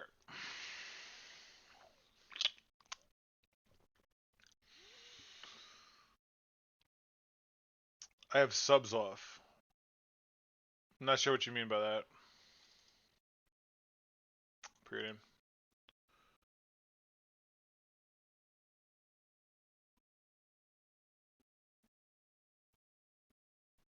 Thoughtseize again. Thoughtseize again. Oh no, probably not. I stream like once ever. Like I can't be subbed, right? Like you need to have like whatever that is, like partner and all this other nonsense. I don't really know much about it. I just do it occasionally for fun. All right, so we got double Thoughtseized. I don't think there was much to do about that. You can play Uro or Brainstorm, sure. You need to be affiliate. 50 followers. Oh, huh. How about that? I don't know how to do that. I'll look into it. That's interesting. I thought you needed to have like a certain number of viewers and all this other stuff, and yeah, I don't have very much time to stream, so I enjoy it. I like talking to chat and stuff. Like I haven't, I used to stream like 7, 8 years ago. I would stream drafts and have like 1 or 200 people watching, but as a long time ago, before my life changed a lot. So that was like, yeah, that was in Legacy.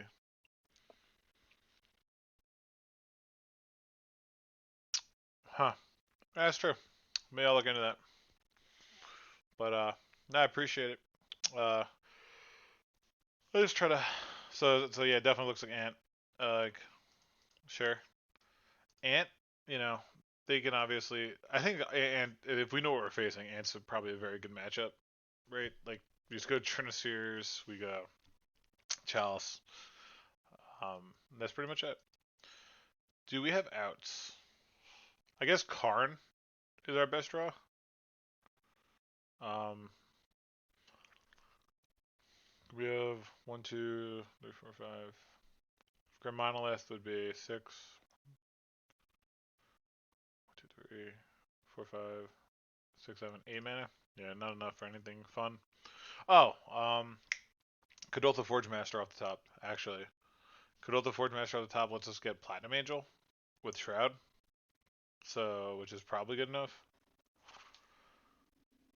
So, another Forge Master would be Nutter Butter Draw.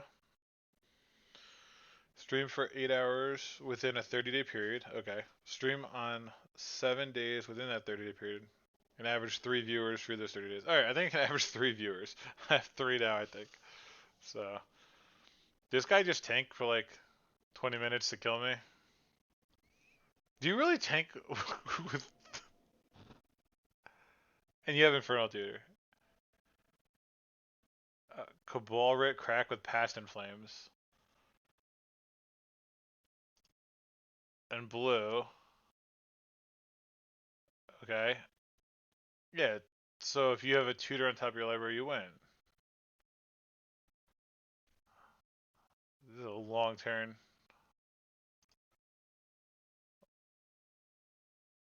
Like, I mean, you're goldfishing, so no, it doesn't seem that crazy. All right, later, Nathan.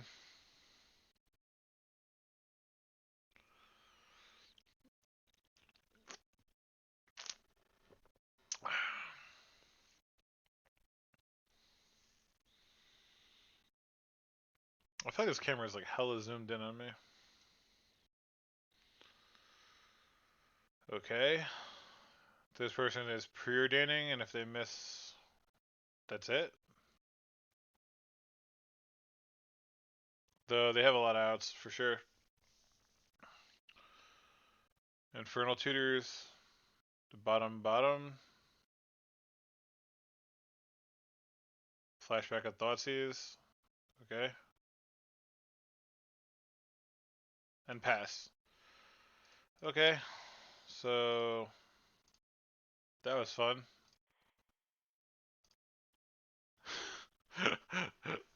Played versus Storm earlier, G3. Less than 3 minutes has a 19.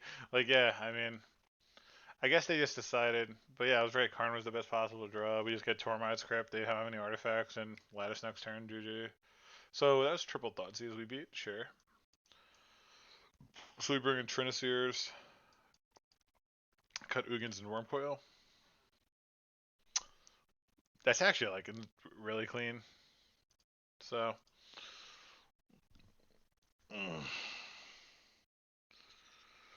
Hope everyone here is having a good night. 7 viewers. Wow, 7 viewers. What's up? Hope you're all doing well tonight.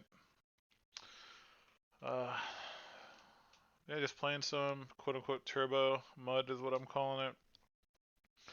We're on the draw versus Storm, so this is almost guaranteed to be a loss. I can't fathom how. They mulliganed. Wow, we run 12 soul lands. If we had 1 soul land, we could keep thanks to Pedal, but this is a mulligan. Is this a mulligan? They're gonna Thoughtseize us. We have double Trinisphere. Maybe this is a keep? My first instinct is to mulligan. But if we draw a soul land, this hand's insane. We're Thoughtseize proof in double Trinisphere. We have a Karn, so we have a good power play.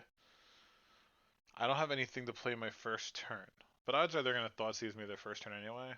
Yeah, I'm gonna keep. I'm gonna keep and hope that they Thoughtseize on turn 1 instead of trying to combo off.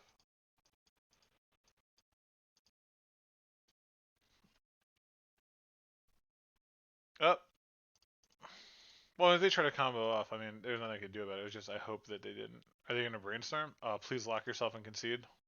Make this a quick one now. They're not conceding yet, so that's not good.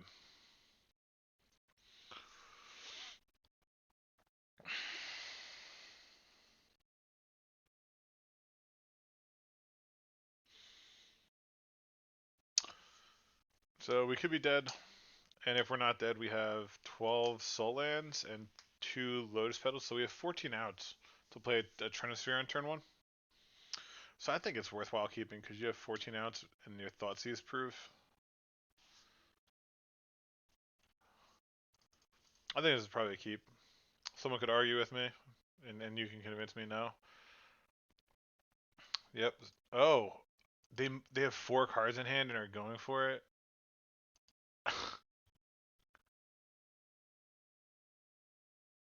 Okay.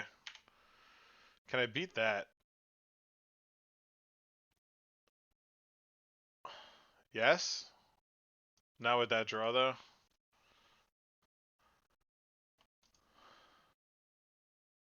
I needed to hit.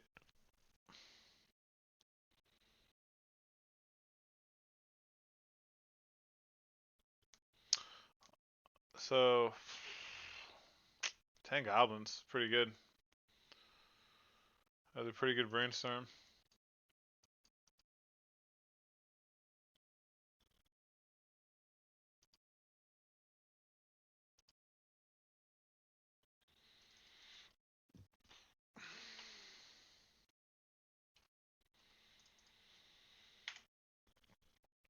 So I have to draw City of Traders into City of. I'm trying to think about what I could even draw. I actually don't think I have outs.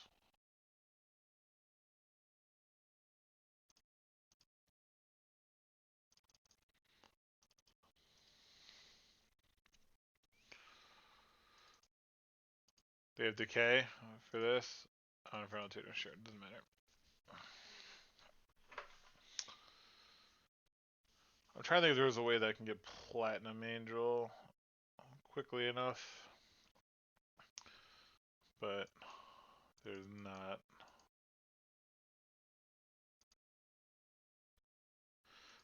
And there's the Ancient Tomb. A little too late for that. Alright, so the play is really just going to have a try to have a turn 1 Turnisphere on the play. See if that's good enough.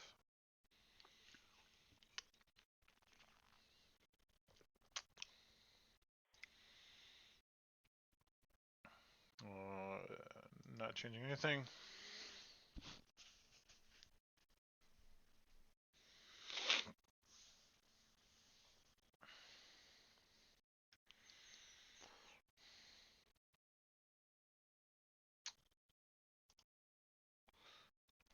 Yeah, I mean the matchup seems pretty reasonable when you're on the play, and you actually can put the your Chalice or Trinispheres in play. So,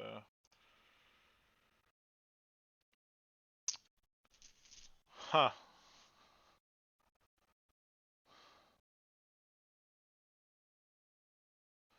So turn 1 Chalice 1, turn 2 Lodestone Golem.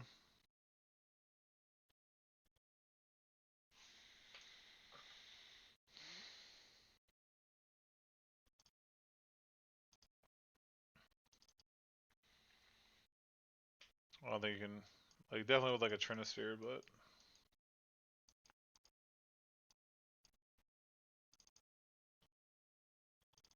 or you can go Chalice. Nah, because yeah, you definitely have to go Chalice 1. Because then they'll just Thoughtseize your Lodestone Golem.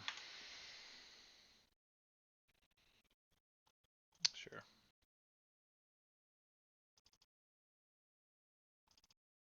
Oh, there we go.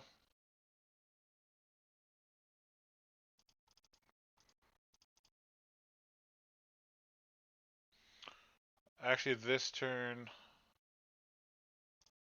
think I'm gonna play Lodestone Golem. instead of Trinisphere.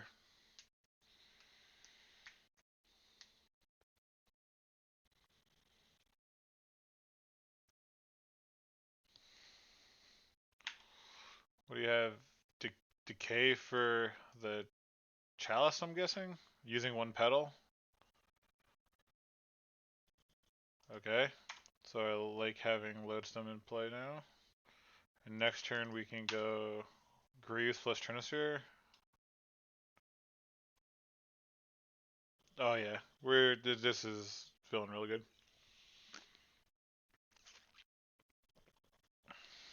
Wow.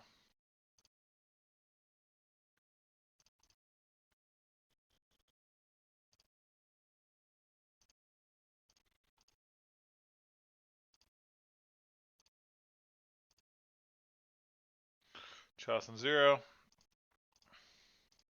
Manifold Key. Trinisphere. Go. And that's a win.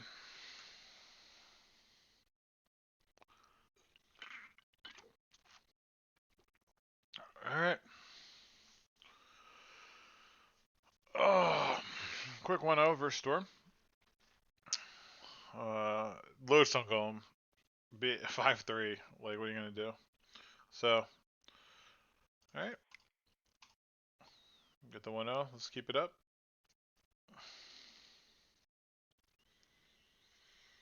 Again, here's the list.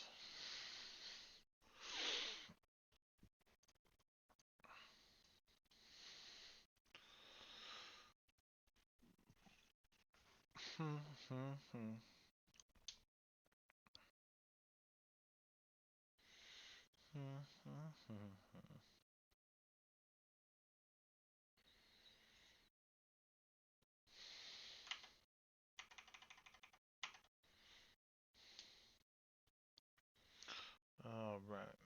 Shall we go? How's everyone doing today? Hope everyone's doing well. Enjoying your Friday.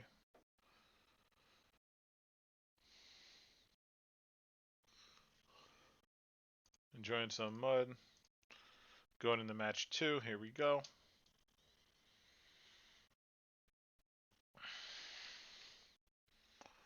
Oh. Easy mulligan. 1 land. Wow. This hand's insane.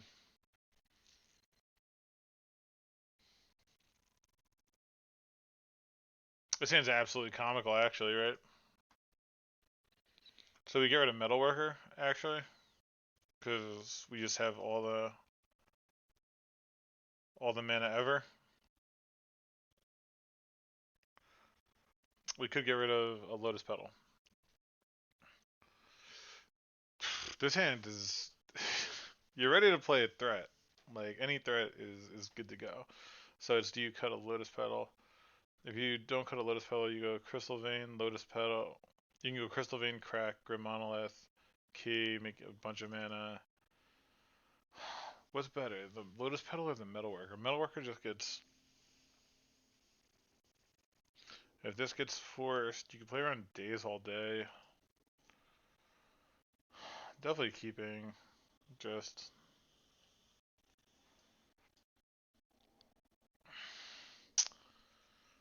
Not getting rid of Manifold Key or Monolith. Or land. So yeah, it's Lotus Petal or Metalworker. I think it's Metalworker. So I'm gonna dump my hand anyway. Though...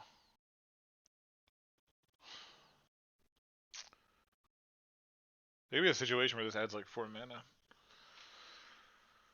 The upside of Metalworker's higher. So I'll get rid of Petal.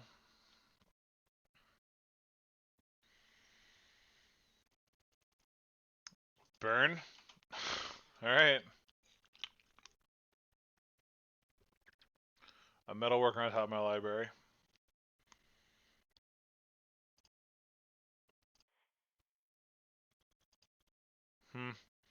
So you really wanna...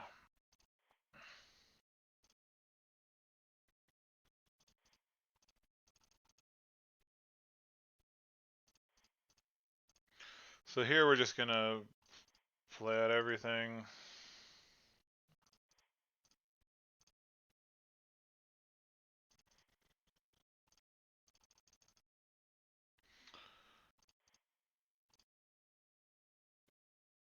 Oh, actually, that was a mistake, huh? I forgot I need one to. So I guess no matter what, if I draw a color spell, I'll be able to tap Metal Worker to make mana, or if I draw a land, I'll be able to untap it. So I guess it's fine. If he has like Lightning Bolt, this could get awkward. So I reveal Cavern.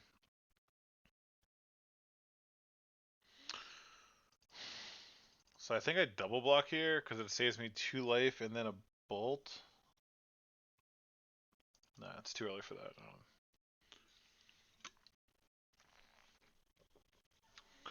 Karn or something, like so many insane draws. It's not it.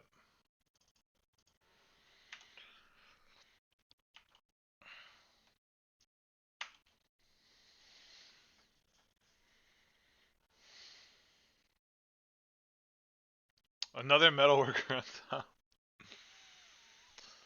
That's really unfortunate, huh?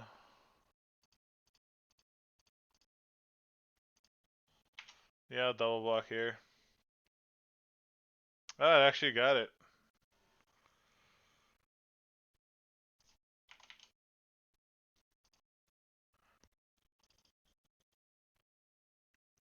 Jeez.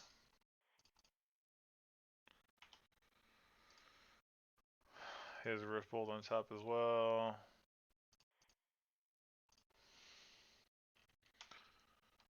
This is pretty unfortunate.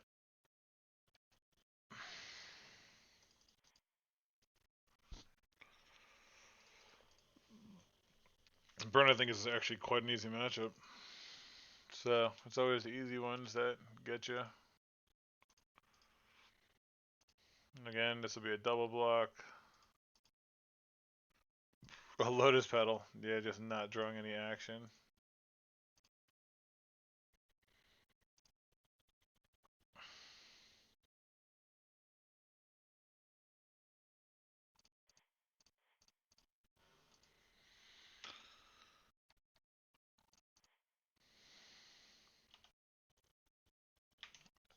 Alright, top 12 cards, no action. Swift Spear. I have to block. I don't need the mana.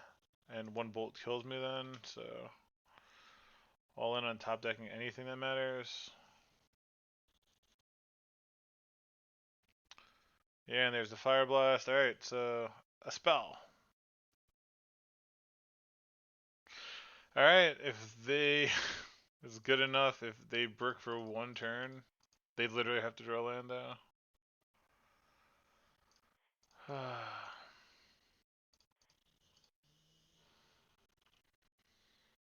If I untap, I think I win, but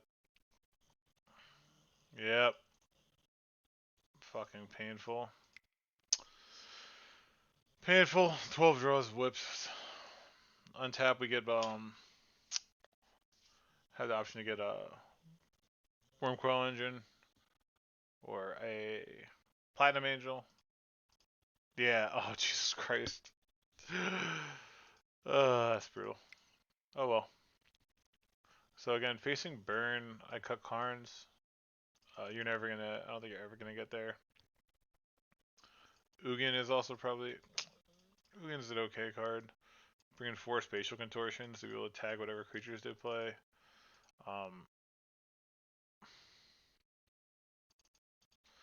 Trinisphere. Trinisphere stops them from going too quick.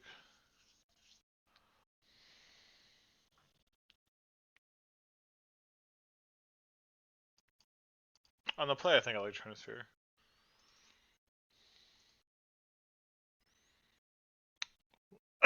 We can cut.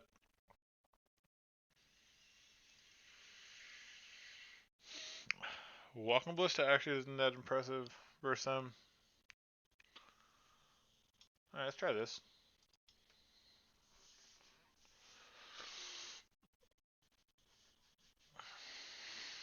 Your Chalices, Trinispheres. One turn away that match, that game. So let's see how this goes. Yeah, I was talking shit. I beat Burn with this. I beat Burn twice in a league earlier with this deck, so I'm bound to get wrecked. Okay. Sure.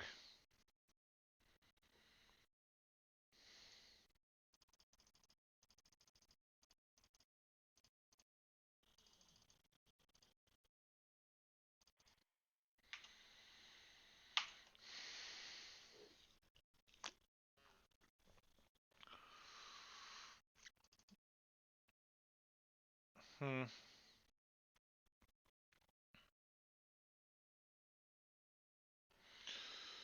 So you can go 1, 2, 3, 4. You can just get a Wormcoil in the play on turn 2.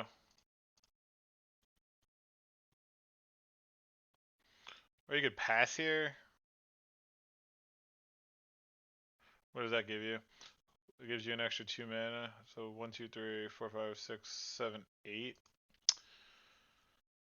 You can't quite do anything else. You can just go all in on a Wormcoil engine. Sure.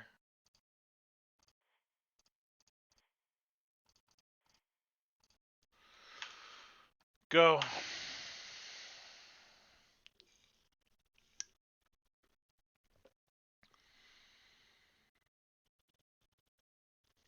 I mean, Smash the Smithereens is definitely annoying. Brutal if I waited one turn. They have to smash this, though? They can't smash the Cavern, alright.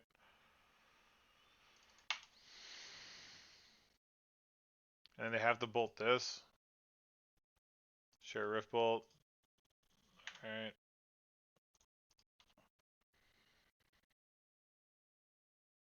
If they have double smash Rift Bolt, that's a pretty good hand.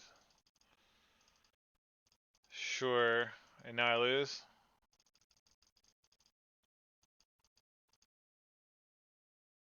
And you have double. Oh my god. Yeah, wow, what a crazy way to lose, huh? Double smash your Smithereens and Rift Bolt versus Chalice on one? I don't think I have any outs. No. There's. I'm trying to think how I could have. You play Lodestone Golem? If I had exactly Lodestone Golem. Nah, there's no way. There's no way I'm actually winning a game where they have that. So. There's no way one to play around double smash of Smithereens and all. So.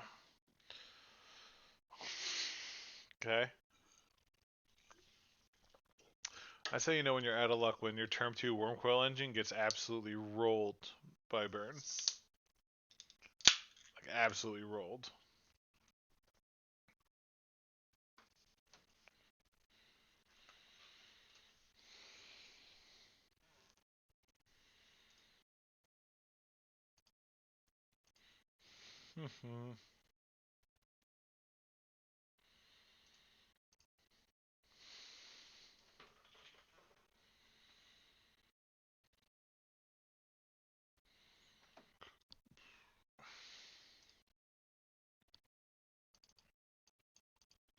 Huh.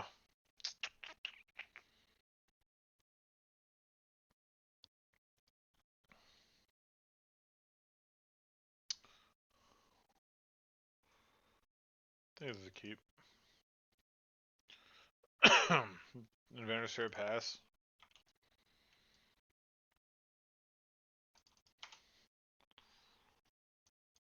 So Delver. Sure. Oof.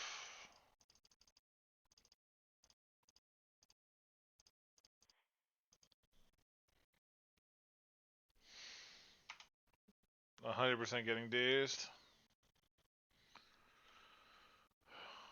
They get the file for comp if they don't have days. What? Cray cray. 1, 2, 3, 4, 5, 6, 7 mana.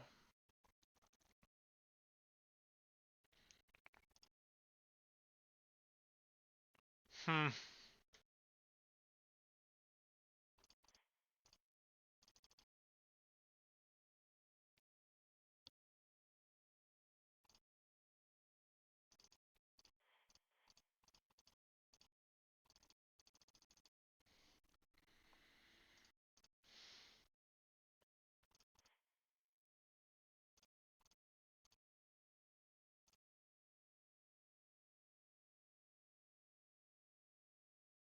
Come on.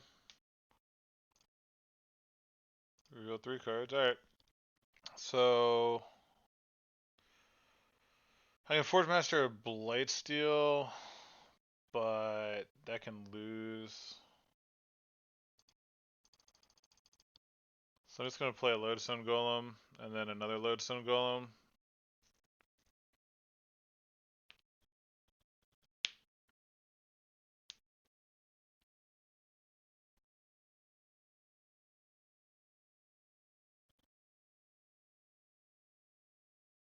Because if I have, I can go.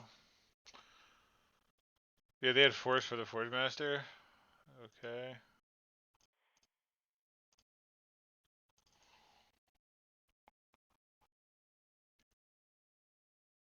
And another day as well.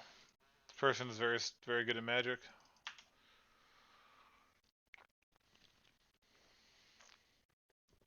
Revealing a daze.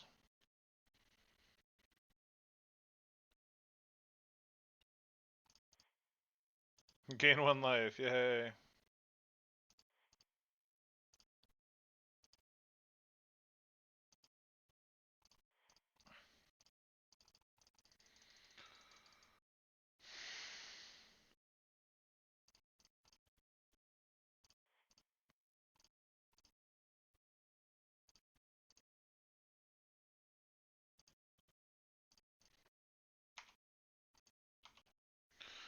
And that's how you win. Turn 4 win through Force and Daze.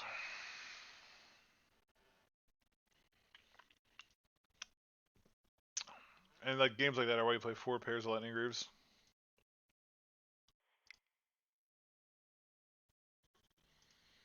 And this is Delver.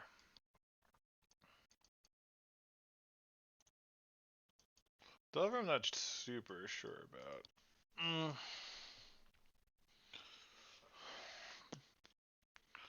Honestly, I've been cutting Chalices, especially on the draw. They have a lot of 2-drops. I'd prefer to have Trinispheres that really affect Dazes. Skyship.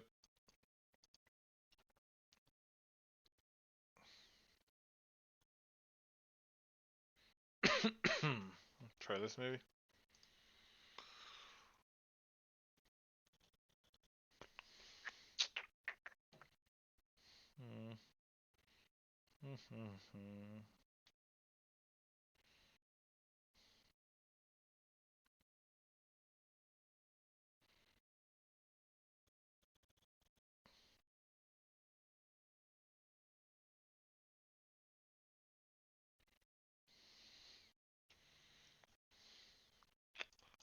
Again, I'm not in love with this at all due to the fact I only have 2 lands. But turn 1 Spatial Contortion with turn 2 Trinisphere, sure. Definitely would just like lands. Hopefully it's a cantrip and not a Delver. Cool. Big fan. Now we get the lead on I would like to lead on Wasteland since they don't shuffle. Wasteland matters less about getting, obviously if they're going to waste it, I'd rather than waste a Wasteland, but then I can't Spatial Contortion. I'm up a game, so I'm going to play the line I think will win more often. Nope, we lose. Sure. Now I think I have to Wasteland them. Especially if I don't, no matter what, I think I have to wasteland them.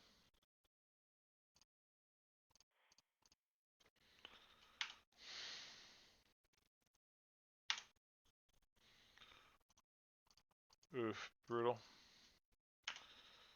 That's one of the downsides of playing a 20 land deck when you're not Delver. You don't draw your lands.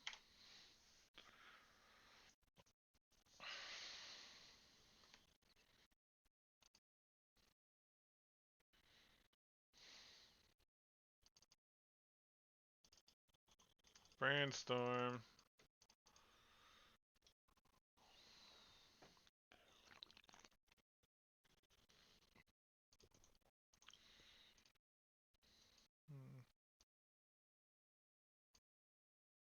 I mean, not much would have changed if I put back anything else. Yeah, they passed. That's really unfortunate for us. It is really, really unfortunate for us. Again, just way too expensive. Holy shit.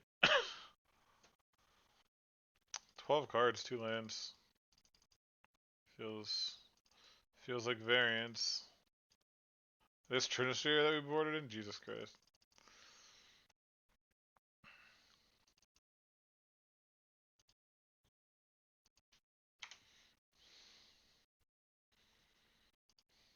Or return to nature. Sure. Brainstorm again. So it's Rug. That's cool to know. Doesn't change much of our plan though.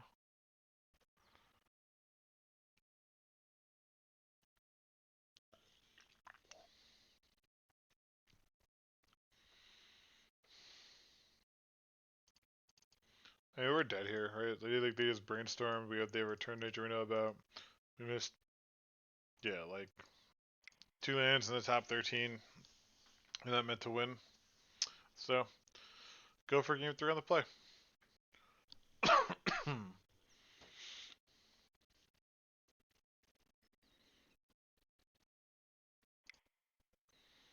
Yeah, not much different. I mean, just need to draw these cards and not these cards. So, can cut Ugins, maybe for like a Ballista and a Serpent. I just like Ugin because it can kill a Goyf. I can make blockers for Goyfs. Um, we have these all answer everything but Goyf. So yeah, I think I'm gonna leave it in.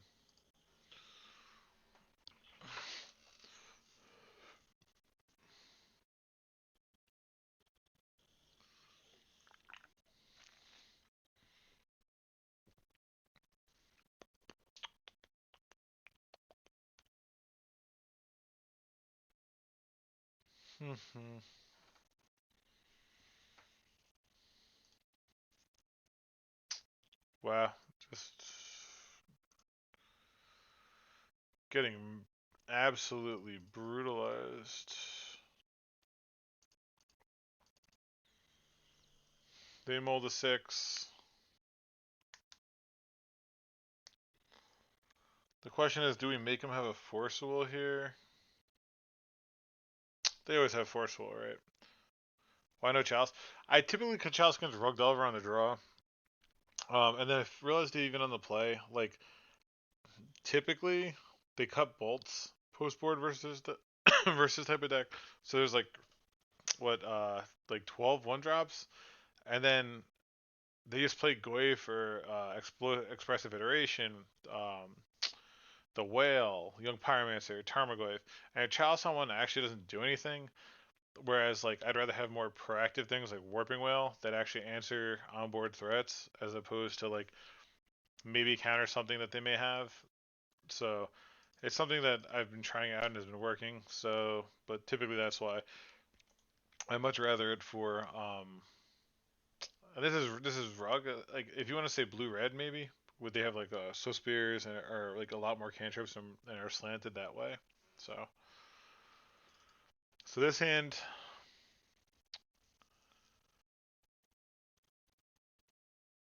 this is a great hand if they don't have force will. They could have anything else. So like force will, force negation. So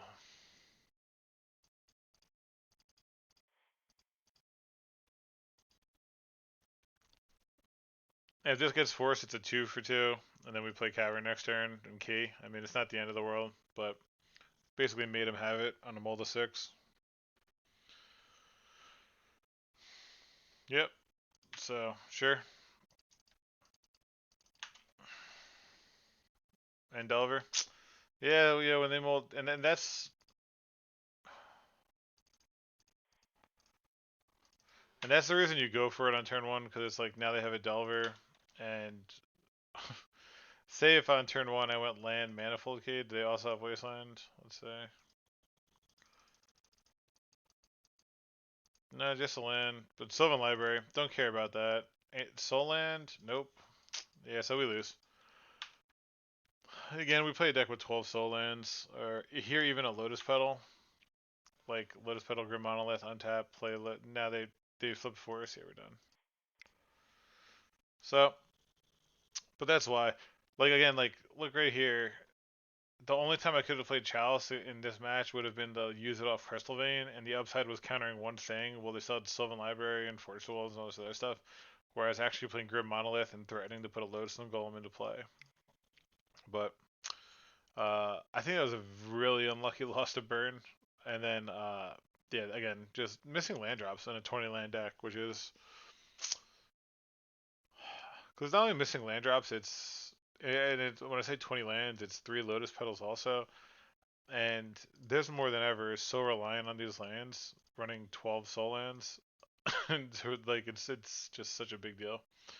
So you mold a 6, you have 2 lands, and you brick on your lands, so you die.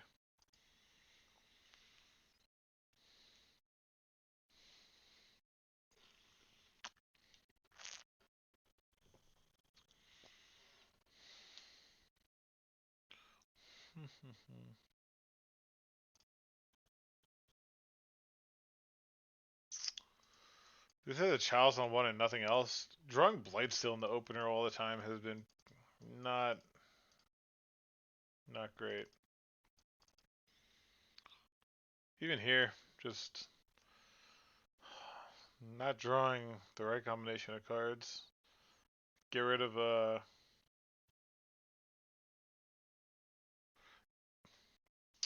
move 5 or keep this.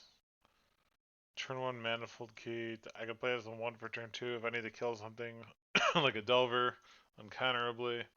So I think it's just getting rid of. It's Key or Forge Master. I think it's a Forge Master. Getting a key into play is nice. It's something to sacrifice to the Forge Master later.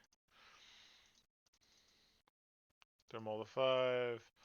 I feel we're gonna get smacked by like a mold of 5. Mold of 4. We're 100% losing. Every time they mulligan, it's just locking it up. And they conceded. Wow. They just rage conceded? The game or the match?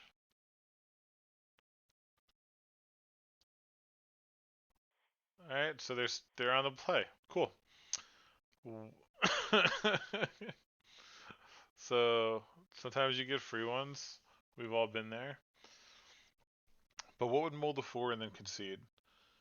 It would be something that needs resources. It wouldn't be like Delver, because Delver can mold the 4 and win.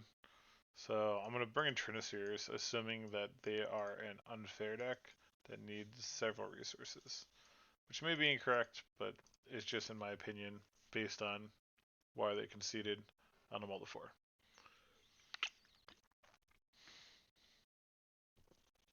And the thing is, it's like, why concede that? Like, you could just see my deck at least. So, but hey.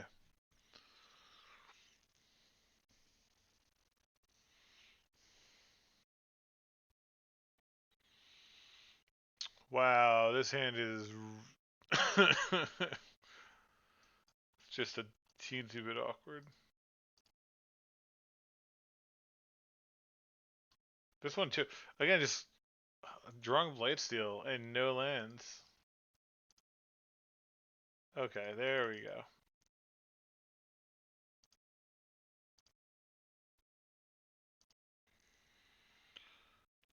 Chancellor of the Annex. Uh-oh. About to get outplayed. Here we go.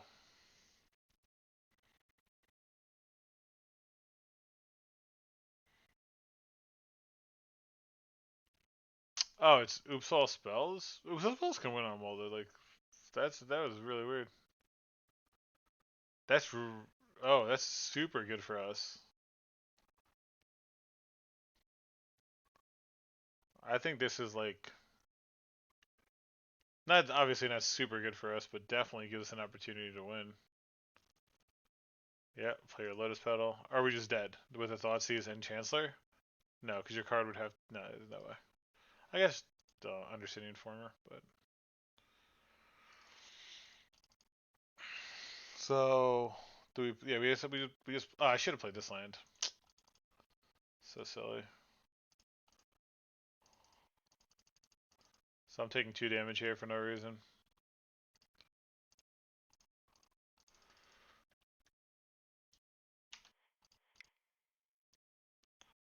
And next turn we slam a Lodestone Golem. So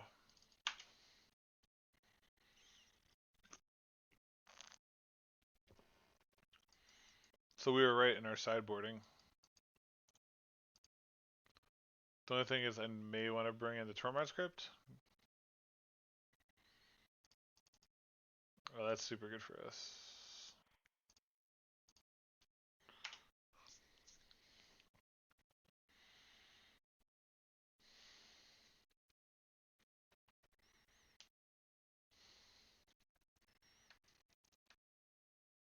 Chalice on 0 plus Lodestone's a combo, so they can't get any.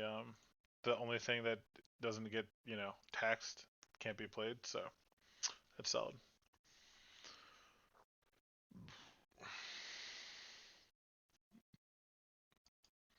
But this is why I wouldn't have conceded. Like you should have seen what I was playing, so you knew how to sideboard. Fucking Blade Steel Colossus. Like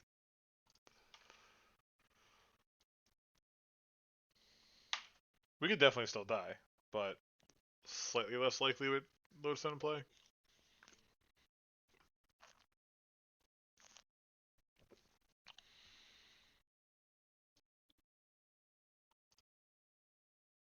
Well, oh, my Chalice on 0 stops my Tormod script.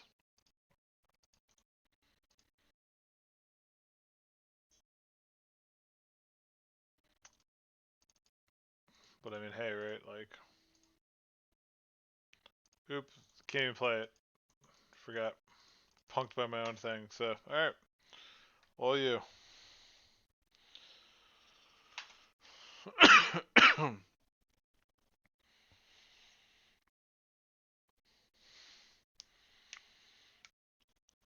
I guess I could draw Force of Vigor for like my turn. Force of Vigor both of these. You pay 3. Dark Rit? I'm not sure. Spirit Guide, yeah.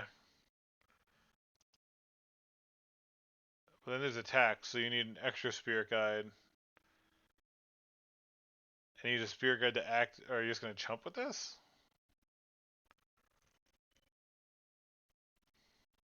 Because that's going to be super hard for you to win, I feel. Yeah.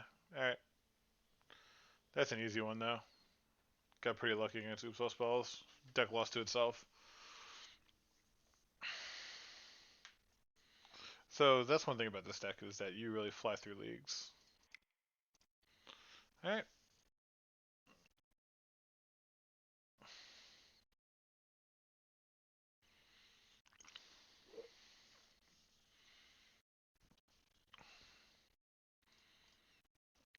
Where's the deck?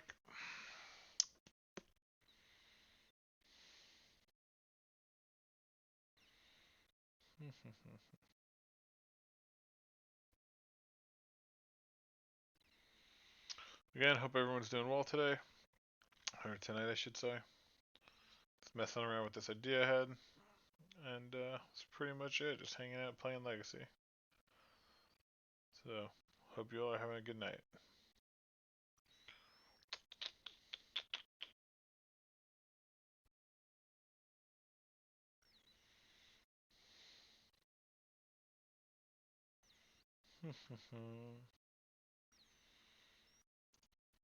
There we go.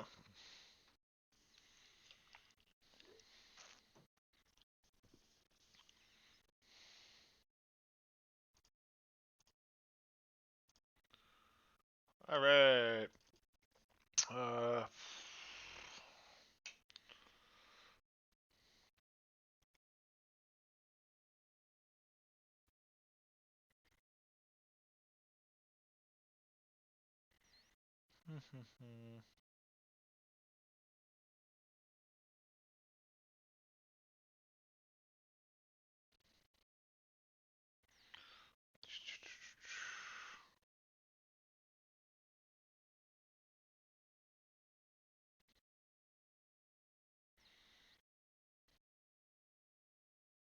oh, what's up, Nathan? All right. This is match 5. Uh, we lost to Burn with a Term 2 Worm Coil engine while you were gone, so that was interesting. Got a little unlucky there. And then lost to Delver in 3 to not drawing lands. Then beat Oops All Spells, and this is match 5. So,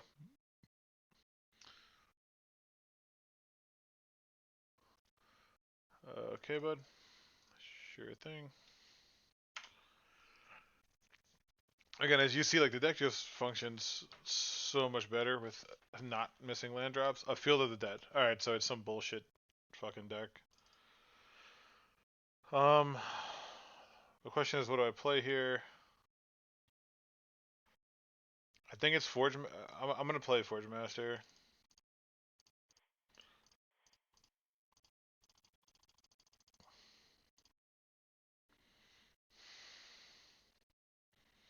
Because it can't be plowed, and they concede. All right, just lands. Oh, okay. Well, they can't beat a Forge Master apparently, so I'll take it.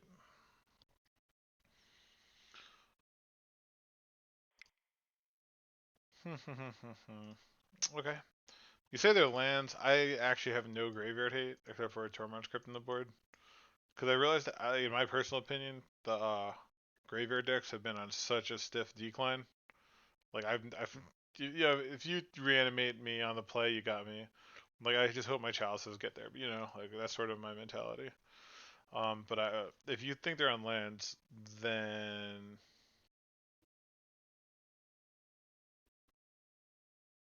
yeah, that's why I agree. I agree. I think people are just hating Uros, so there's more hate towards graveyards in general. So I'm just sort of letting them fight it out while I just sort of chill.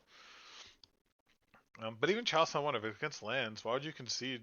Like, I just stopped your exploration and you conceded or something? Like, I don't get it. But so we saw Fielded in Wasteland, so lands makes a lot of sense. I wish I had that Crucible. People convinced me to cut. Um, no, but what else could it be? It could be. It's really all it could be, or it could be some Omnath pile, right? Like those are it. But it's like Omnath pile are lands. And how would I sideboard against lands? I wouldn't bring Triniseers. I'd probably just run it back versus lands. So fuck it. You got me. The only thing I miss here is a Crucible. Definitely wouldn't. I've been playing with no graveyard hate, but I definitely wouldn't mind a Crucible right here.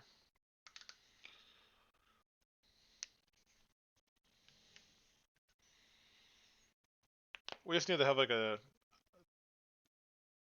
Yeah, exactly. If their hand is Exploration or something. So I'm gonna keep this. Is it turn 2 Karn for Tormod's Crypt or Liquid Metal Coating? Sure.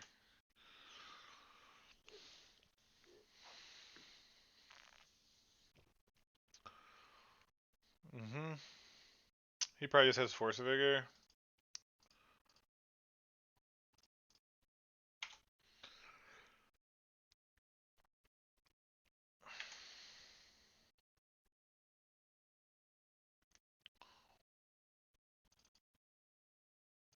It's weird.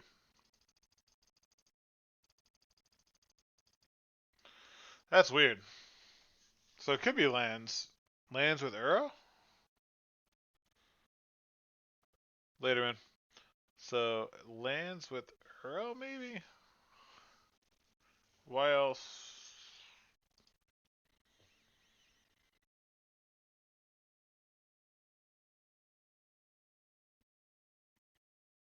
Hmm.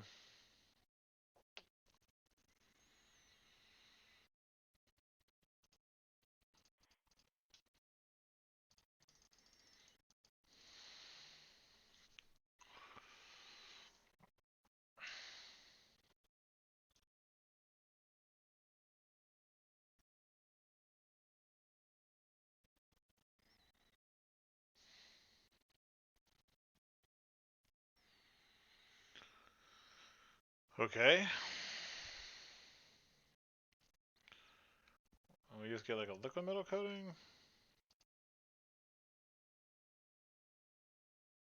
You force a figure like my Grim Monolith and a liquid metal coating, maybe?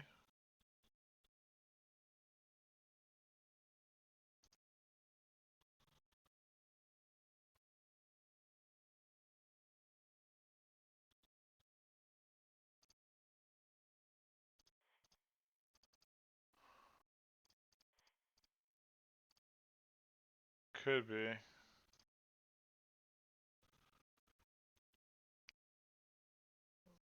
Or lightning bolt? Sure. So yeah, it's not land. It's some rug something.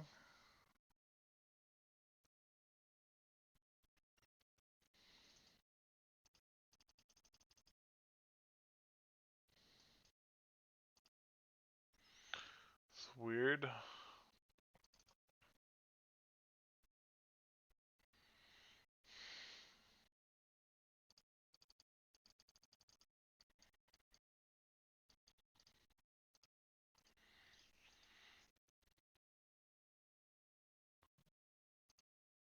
Is this like Jace?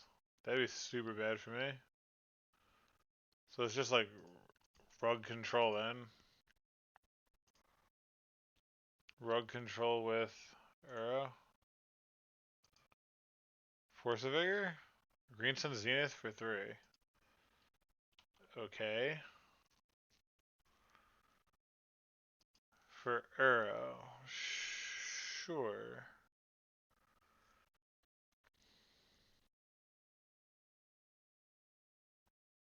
Huh.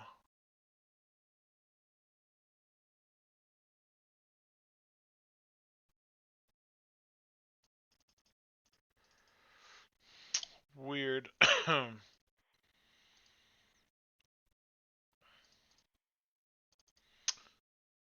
Play lodestone.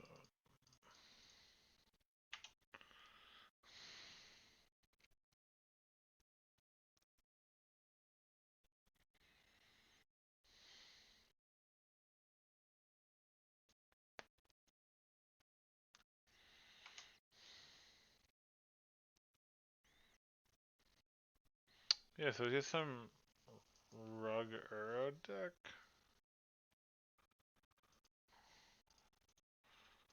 Hmm.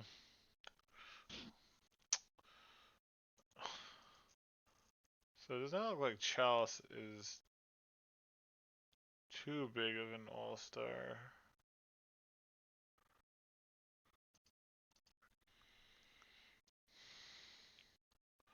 Sure.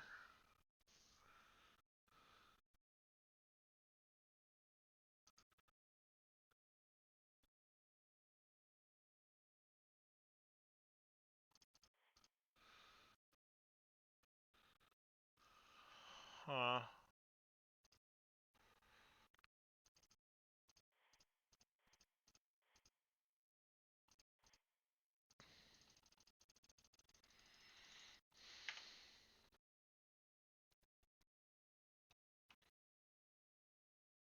It's a very strange deck I am facing.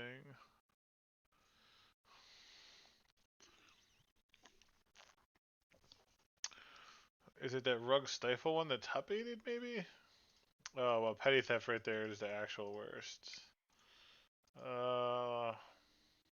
Guess I'll take one draw step.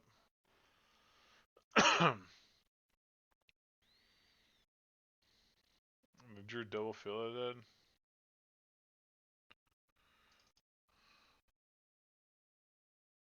Yeah, alright. Give it to them. Because they're going to flash it in and attack for 9. So it's. I'm going to cut Chalices. Because it just looks like a. I have no idea what I'm facing. But I think Trinisphere is better than Chalice.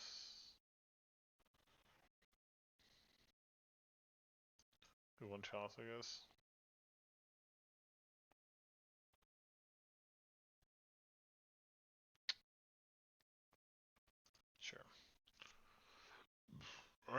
Let's see what happens. Let's see if we can get a pity chest. Love me a pity chest.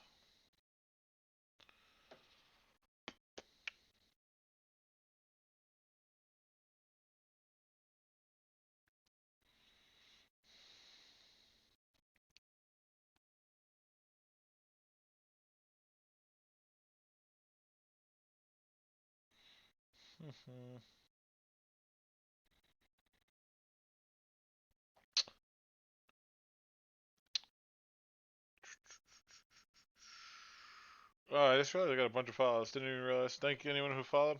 Just saw that. Nothing's popping up on my screen that I can see, so that's my bad. Anyway, thank you guys for the follows. Hope you're enjoying the content. I would love to play first. This is what dreams are made of. It's missing lightning greaves, but 100%. I'm just gonna tell chat right now. How there's a you could lock it in right now that I go Ancient Tomb, Grim Monolith, Metalworker, Force of Vigor. Just fucking wipe them both out.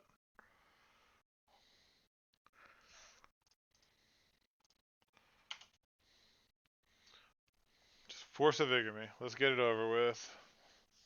Force of Will. Quandrix Apprentice. Oh, so it's some like, yeah, it's like a rug brew with this. Sure.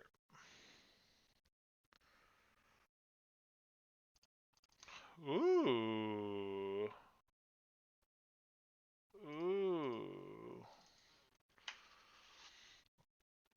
That's a win next turn if I draw a Soul Land and don't get Wastelanded. Asking a lot.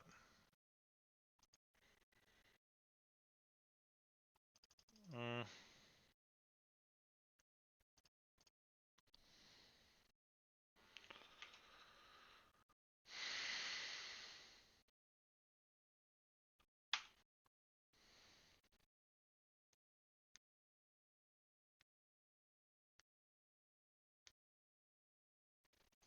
What you doing, bud?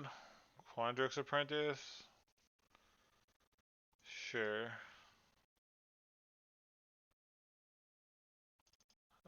Okay. So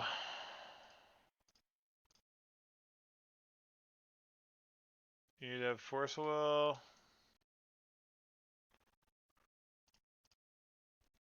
You don't have Force Will.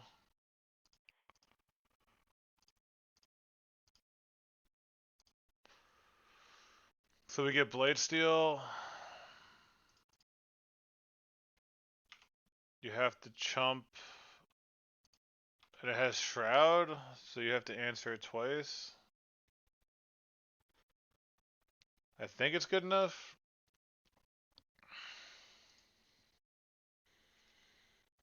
Maybe I'm missing something.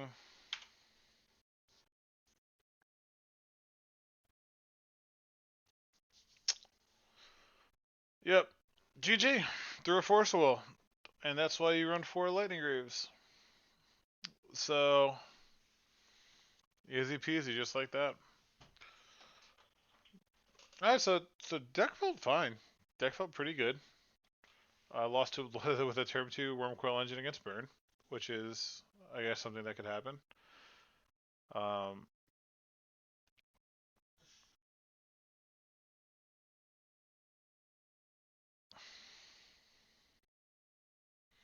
Alright, let's open this pity chest to see what we got. Oh, I have 5 from when I 4-1 before. Alright, open all 6 chests. See what's up.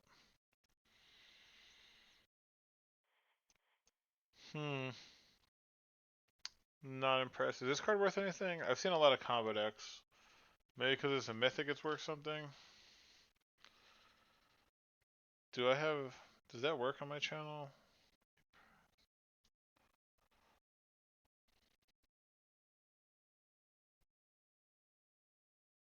Yeah, alright, 5 ticks. Bang. So 5 ticks and this, like $11. Sure. Not too bad. Deuce of Calamity. I remember this in Commander. Card's so insane.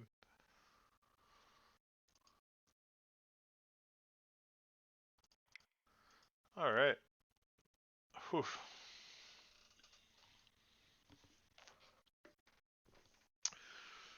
Anyways, pretty good league.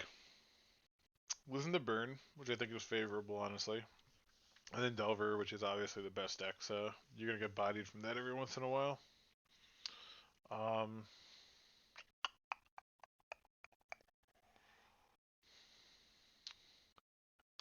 Is there anything I would change? So we beat Oopso Spells. We beat some rug something or other, and then we beat.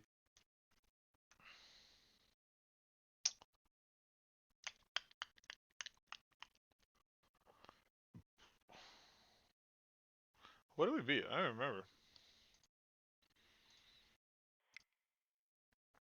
Yokel. A 1 in 1 minute, lost in 3 minutes, 1 in 4 minutes. Oh, Storm. Storm.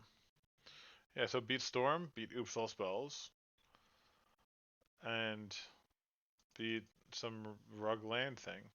So that's actually pretty sick, right? Let's see. 1 minute, 3 minute, 4 minute, 4 minute, 6 minute, 2, 4, 6, 1, 3, 2, 4, 6. Yeah, so the matches go pretty quick with this deck, which is nice. Yeah, I think I'm gonna play another league. Because we went through it so quickly. So if anyone has any suggestions for the deck, I'm down to hear it. Again, knowing that we lost to Burn and Delver, like I said, if you told me I was gonna lose to Burn with a turn 2 Wormcoil engine, I probably wouldn't believe it. So I don't think you want to change anything based on Burn.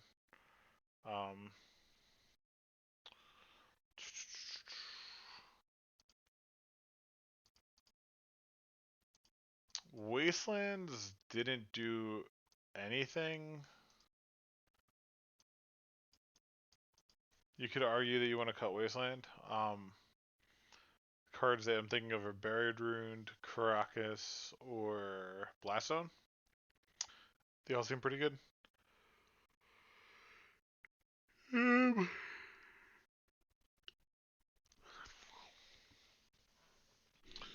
The sideboard stuff felt really nice.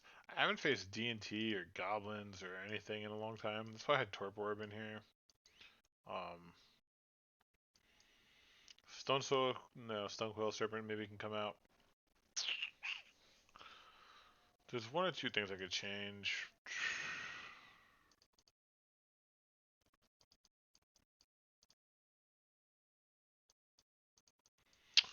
Wastelands. Do I want Wastelands?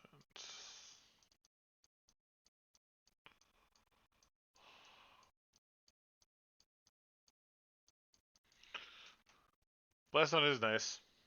I had it in my last list. The only reason I cut it was that blowing it up on 2 now takes, like, odds are it's going to hit a Lightning Greaves. Because realistically, the only things I care about are, I guess it hits Flip Delvers. Like, which are threats. Because I'm trying to think, I don't think Wasteland didn't matter at all. So if you were to cut them, you go like.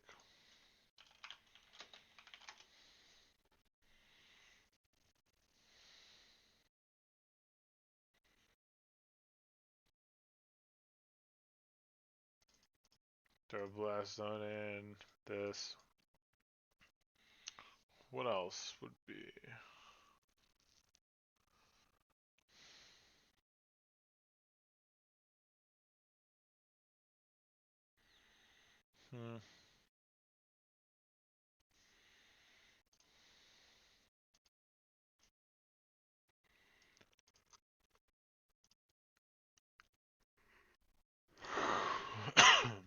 Caracas.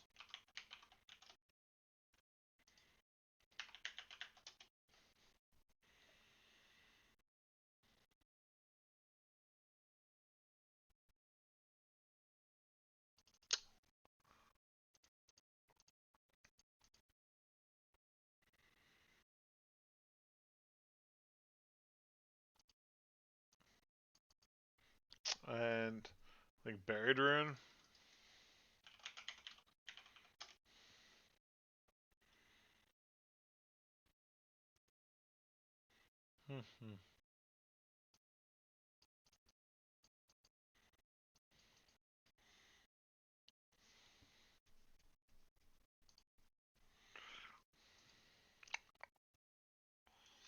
There's really nothing. Is there anything I'm missing that can make this faster? There's no real 0 mana. Um,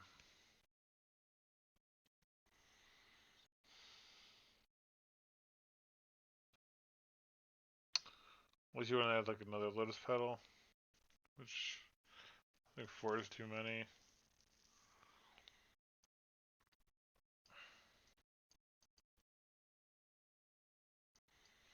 Alright, yeah, let me trade for these cards. I'm gonna trade for these cards from Mana Traders. Give me a Karakas and Buried Rune, and then we'll start up another one. So, be right back.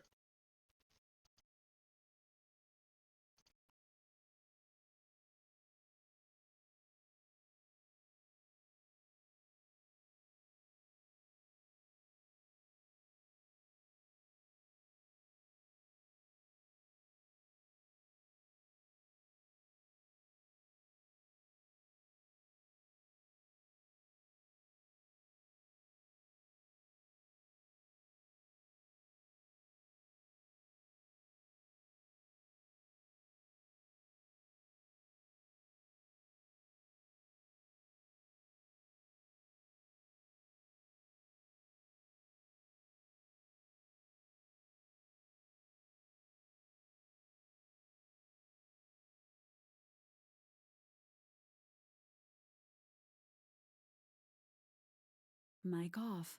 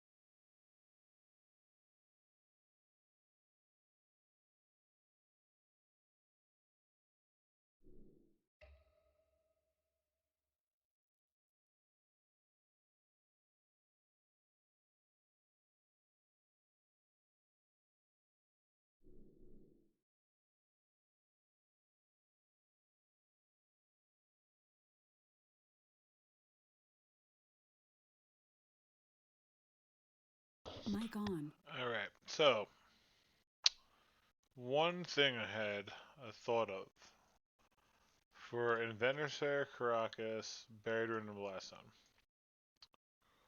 What if we run 4 Radiant Fountain instead?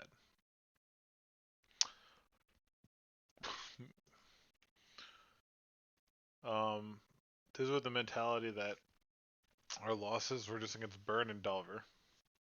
And I went 4-1 and 4-1. The previous 2 leagues, one was Infect, which is, you get unlucky, whatever. They top deck a Pendlehaven. Or, and then there's Delver. But just a land that gains 2 life to sort of replicate what you're losing from Glimmer Post against the aggressive decks may be more helpful than just one of utility lands that you can't even tutor up. So I'm gonna try the 4 Radiant Fountains, I think, and just see what happens. The rest of the list I like.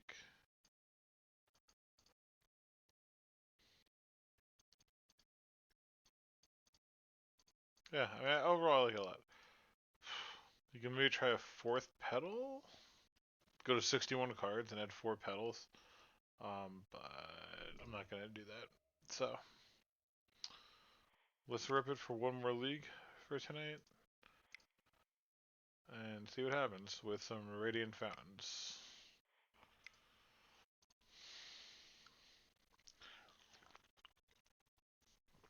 So record with this archetype I've had is 4-1, 4-1, and 3-2 with the turbo version of Mud that I made. So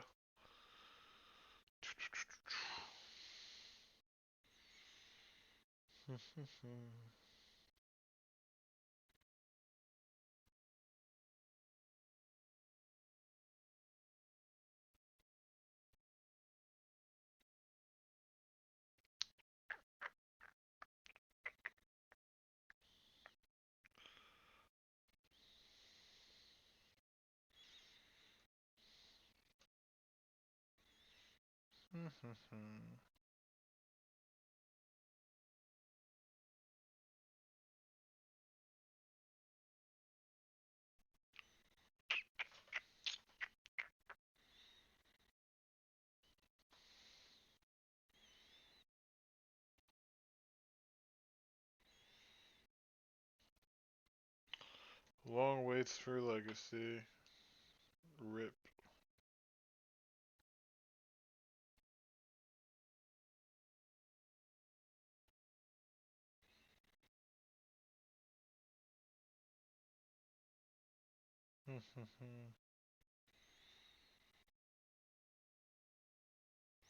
It says locating opponent in stage 0. Is this what it says stage 1?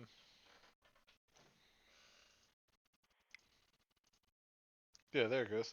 It actually said stage 0. Meta. Quality program.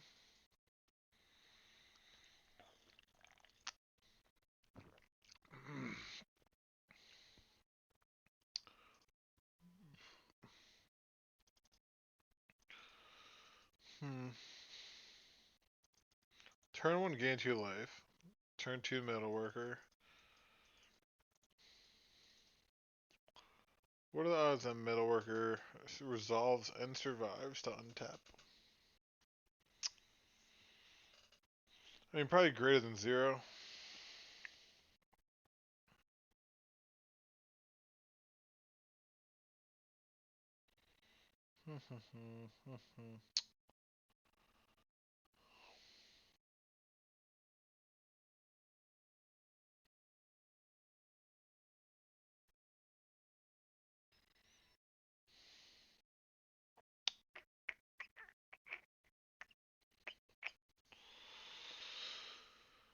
I could probably come up with something better.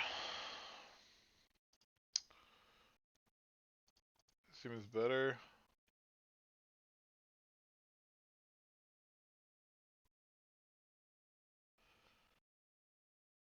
Go to one of the caverns. So they go turn 1 this, turn 2 this, turn 3, 1, 2, 3, 4, 5. Yeah, so if I hit another soul land.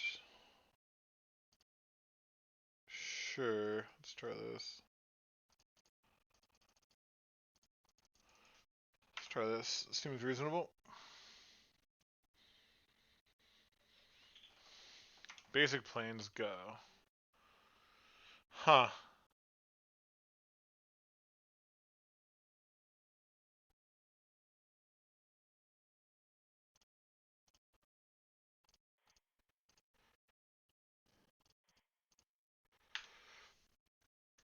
Is it just death and taxes?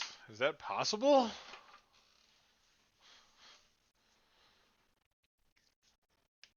I have not faced. Yeah, they have Revoker? Okay. D&T, huh?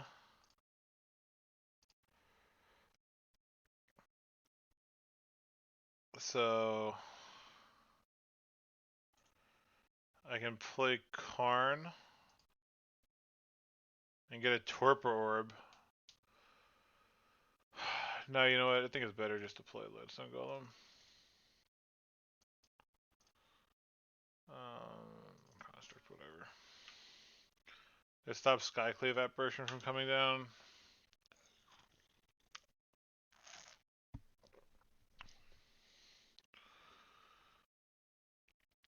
Does make my Karn more expensive though. Okay.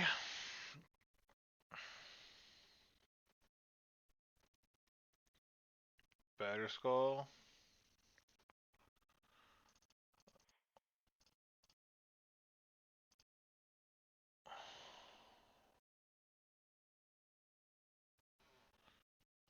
Um.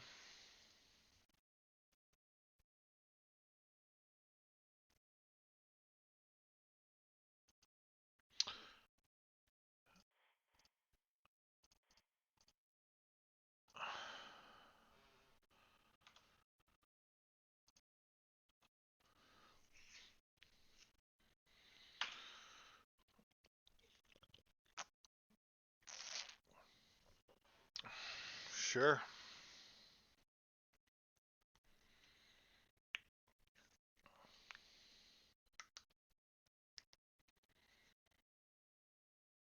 Yep, there's a Skyclave Apparition we all knew about. Taking my Chalice.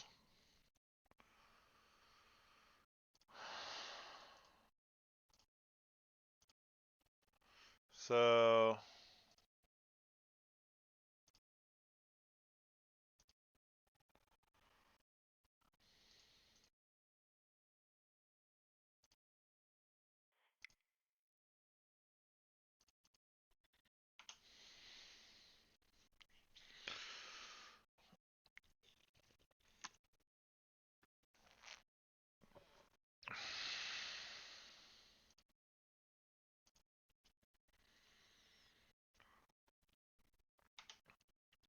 alright.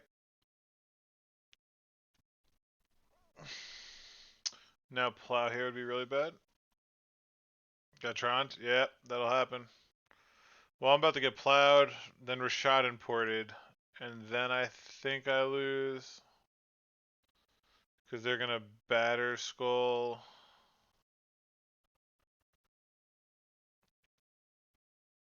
Yeah. So we're gonna. Yeah, you're gonna put a batter skull in.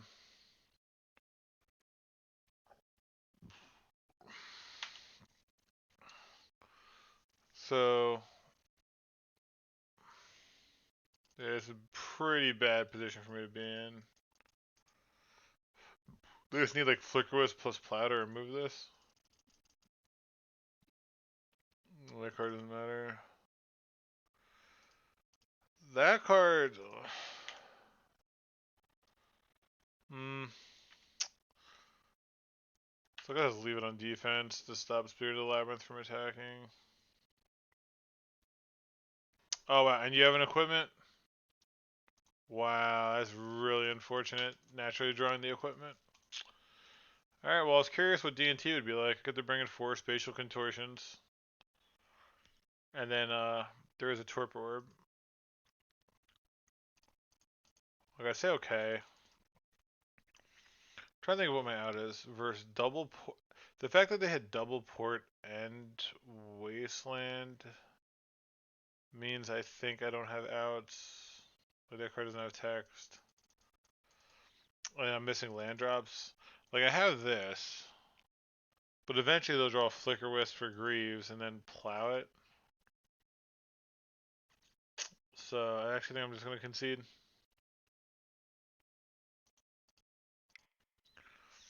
Yeah, like I drew 4 lands, they drew 5, and they were LD.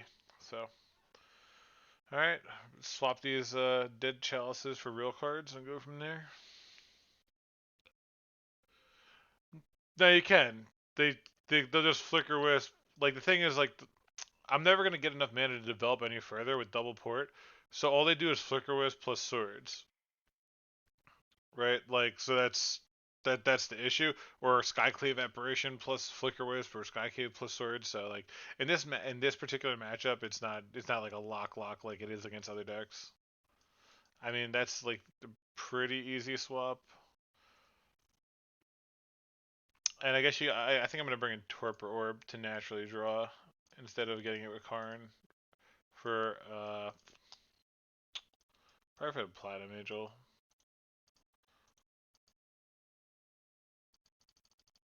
Something like this. Yeah, they're gonna win eventually. And like, if they didn't have double port, where if I drew land, I knew I could. But like, I know I'm gonna need to draw like 4 or 5 consecutive lands just to have a chance at doing something like that. And they're drawing 2 cards a turn from Batterskull with the sword on it. So the odds, you could say technically I'm supposed to play it out, but I'm off it. The it really is frustrating that just not drawing mana.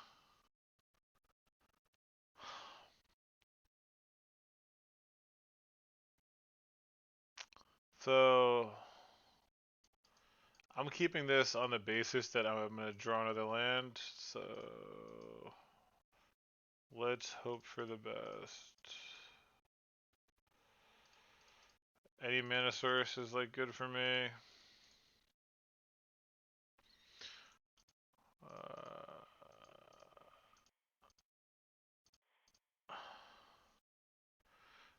well, they conceded. Wow. See, look at that. This that's an early concession. I have no mana. I can't tap anything else. like like that person does not know that I actually have nothing to do. Like I have 0 shot. Would I hit the land? I would. Alright, so I would have won, but still. Yeah. But I mean make me show you 1 land just to untap the Grim Monolith, I think. Alright, well I'm gonna keep the same. Like Force Facial Contortion.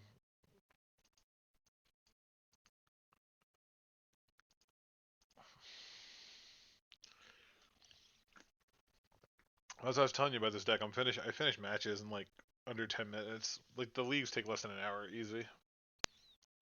And there are decisions with this deck. for sure.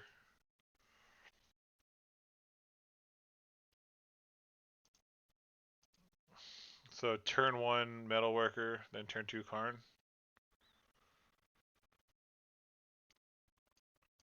And you mold the 4.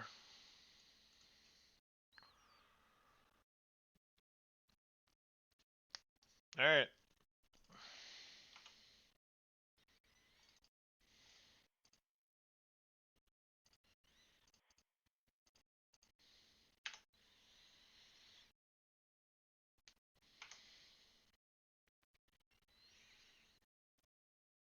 Port.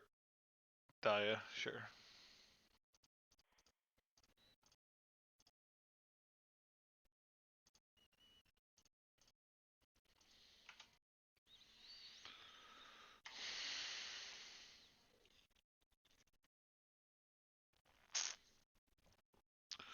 Alright. And that's how you beat Death and Taxes.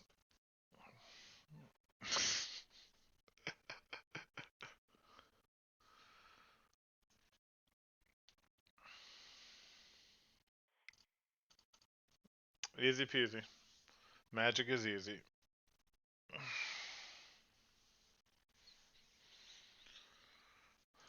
Oh, Nathan, I made some changes to the deck, to the mana base. I added 4 Radiant Fountain. I cut the Wastelands and the Inventor's Fair. So, I figure this is like my ghetto Glimmer Post to sort of give me that like little speck of life that I need and help with the Ancient Tombs versus like, because my only losses are Delver and Burn.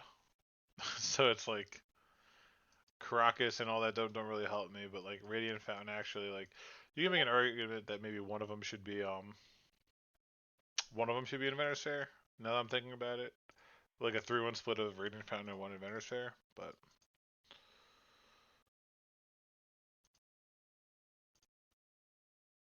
Gavdog 666.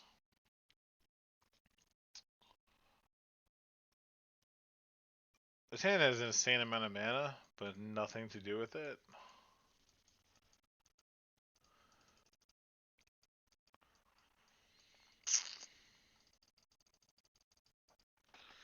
Gavdog.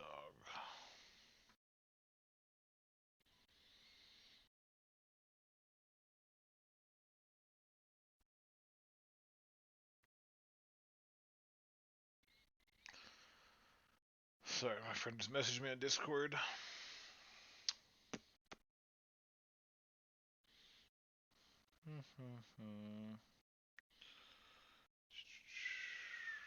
While I mull over this deck, I don't know, no action.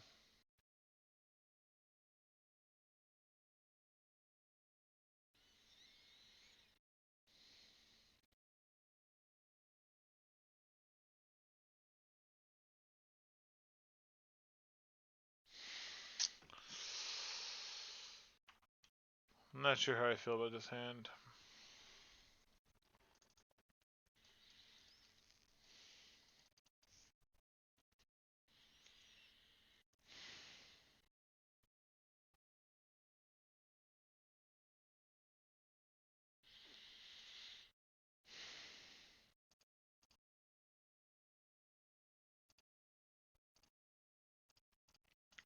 Much better, I think.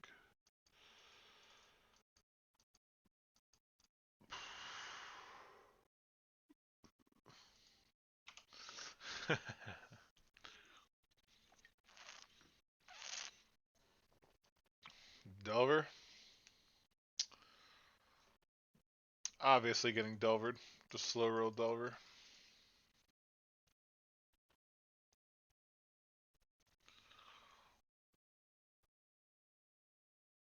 Wow. I put Radiant Fountain in and then draw 3 of them. It's pretty funny.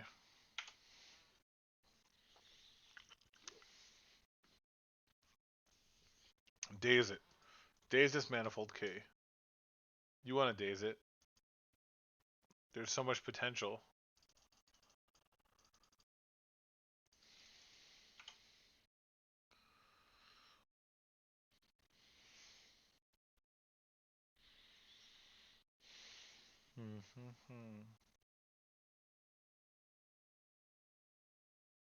Verdant Catacombs. No, that's not Delver. That's like Storm.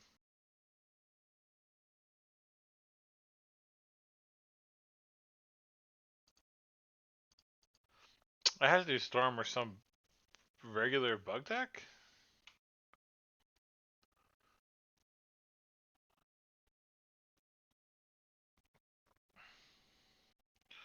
They shuffled off Ponder. Oh, now Brent. This looks like Storm to me now. I'm thinking with the Verdant or Bug Control. Yeah. No, Tess doesn't play Island, does it? Does Brian still play an Island? Well, if I'm dead here, we'll see.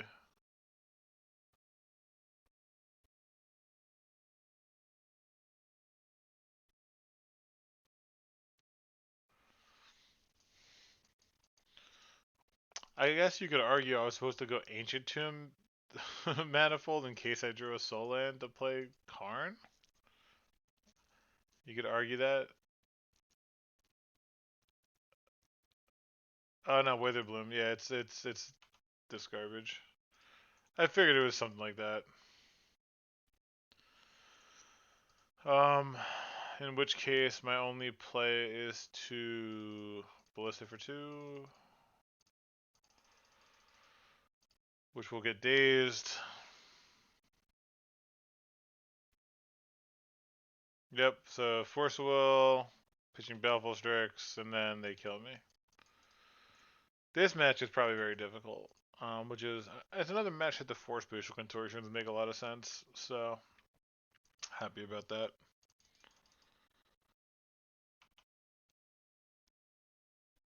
And if he brainstorm, sure guy. You could just combo kill me and end it. It'd be fine.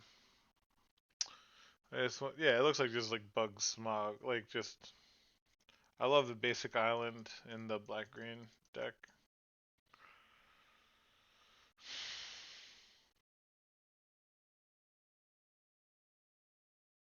Sure. What are you discarding?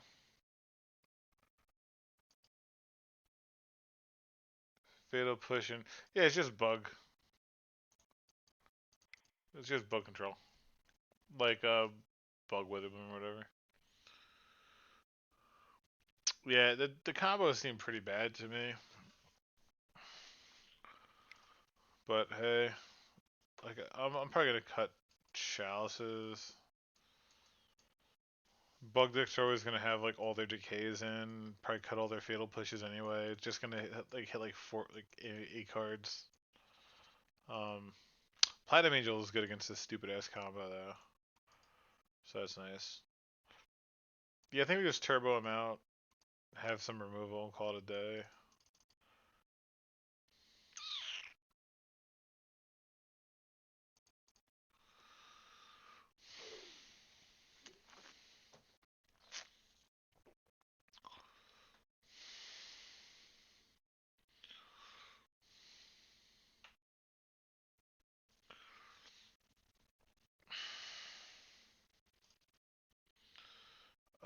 Where's that Grim Monolith? So close. Or honestly, Grim Monolith or any other land. There's like 24 cards that would make this hand keepable. Okay, sure. I'm actually gonna get rid of Cavern here.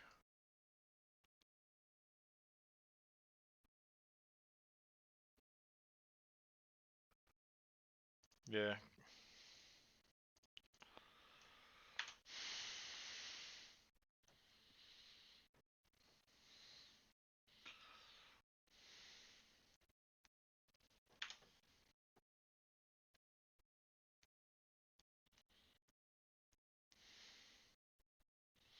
Oh, that's pretty fucking hot.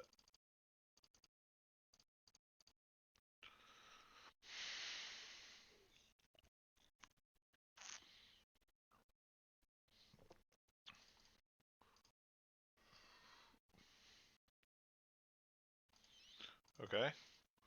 Oh, did you leave in Fatal Push against a mud deck?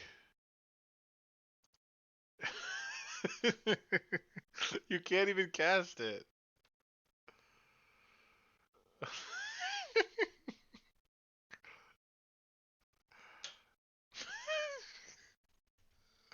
Oh, force vigor. Sure, sure, sure. Okay. You can have a force vigor. You got me.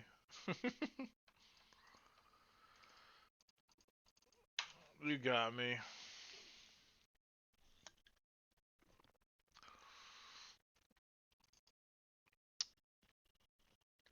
Next turn, get to play Ugin though.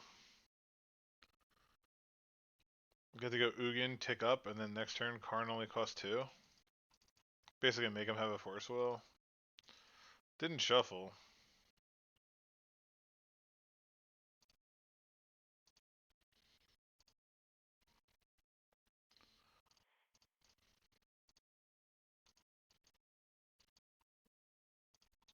No doubt having a force will, yeah. So some days you just Flusters. They have Flusterstorm against Mud. They left in Flusterstorm against an Ancient Tomb deck.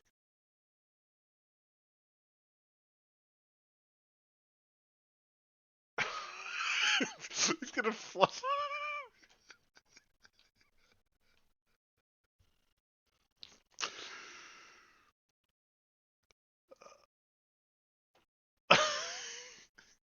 I mean, they understood enough to bring in Force of Vigor.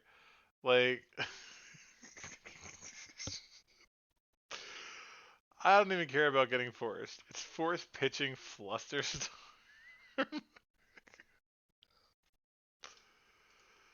Oh my god.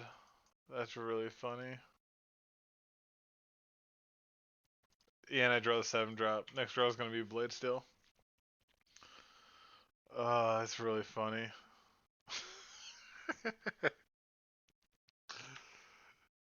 Oh man. Flusterstorm against. What did I do last game? I put like Ancient Tomb and stuff, right? Like, oh, then Uro. Yep, obviously. Outplayed by the old Uro.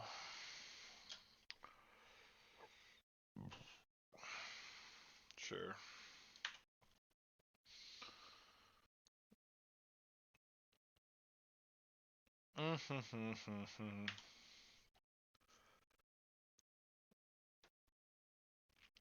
Yeah, it's just like a pile, right? It's just like throwing in force, fluster, other forces, Uro, and then trying to combo kill people. Like, I don't know. I don't enjoy it, but hey, to each your own, I guess. And you missed on your land drop. Wow. Is this any good to play now? Yes. In case I draw exactly Grim Monolith, because then I can play Forge Master and go off. So probably worth taking 2 damage to net 5 the following turn if I happen to draw it.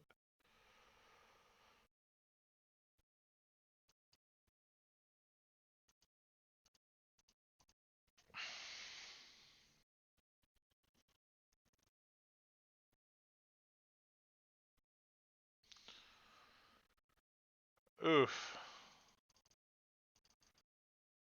Do I do it to myself? Do I sack this to play Karn, or do I wait like 1 turn? He can't play Uro because he's missing land drops. So I'm not in a hurry to go. Because even if I go Karn,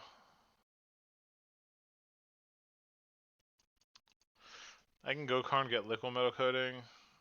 But what could their hand possibly be? Just more Fluster Storms? It's all Force Wills, right? Like, who are we kidding?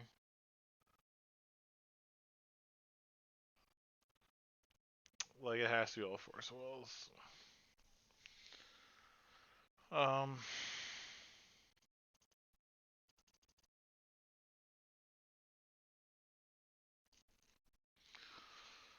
1, 2, 3, 4. I use 4 lands and 12 cards, which is like exactly. I'm on pace for lands. So there's like a 33% chance my next card is a land. Those arts aren't great.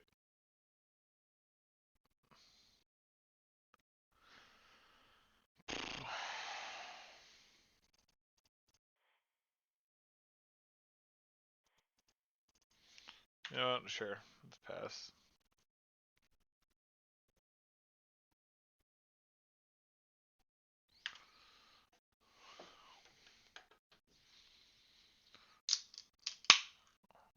Sedgemoor Witch, sure.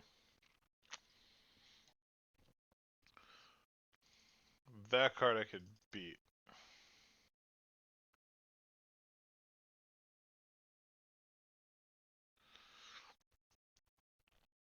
Can I? If I drew a mana, I could have beat it, but.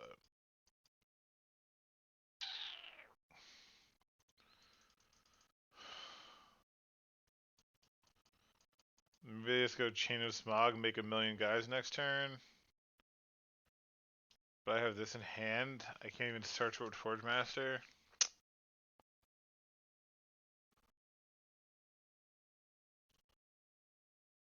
How do I not lose? I'm not sure there's a way if they have Smog. I mean, they drop like Metalworker there would have been insane.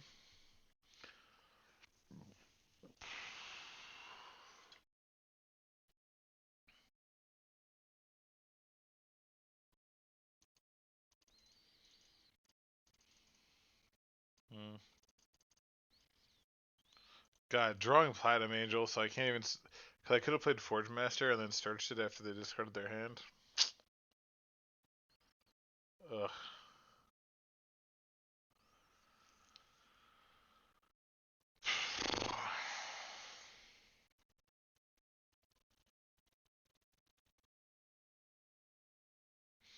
I think it's just pass.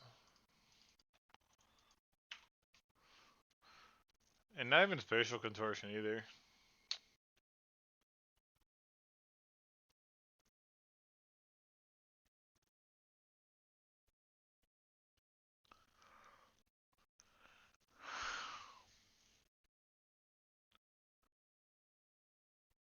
Or, sure, whatever.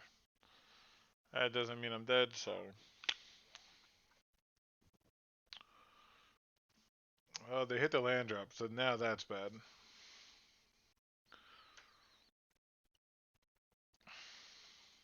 Sure.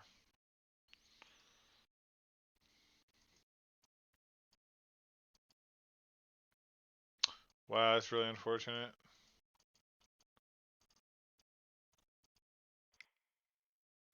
So I take 2, then take 3.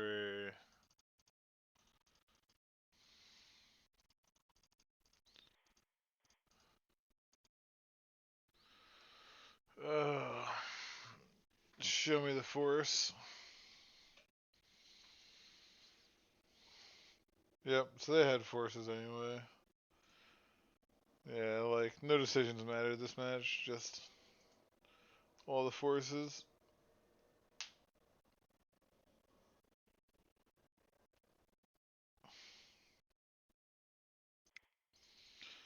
Alright.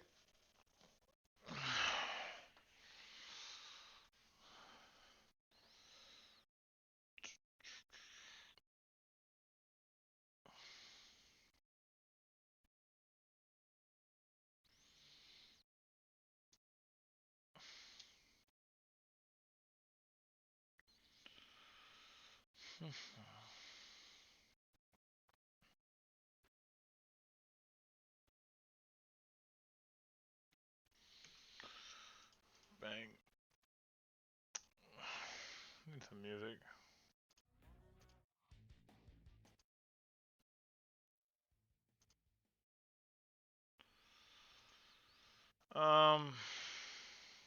Alright, turn 1 combo stuff.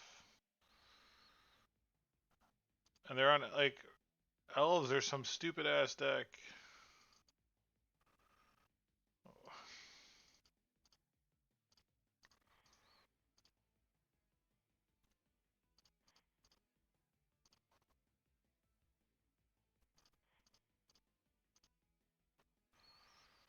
Hmm. Question is, what do I play? Damn. Oh yeah, no, it's not intentional. Like, it's intentional. I don't wanna. I just put it in my background like a really really low, just because like the silence of like talking to myself is unnerving.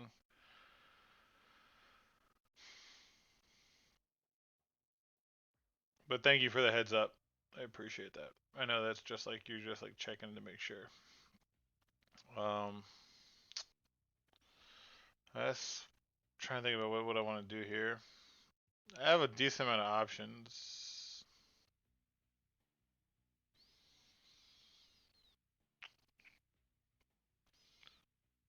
If this is elves, what's the best play against elves? Is it just Lodestone Golem?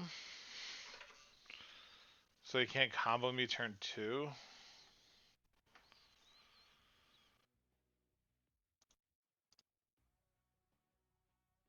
I have Karn for Trinisphere.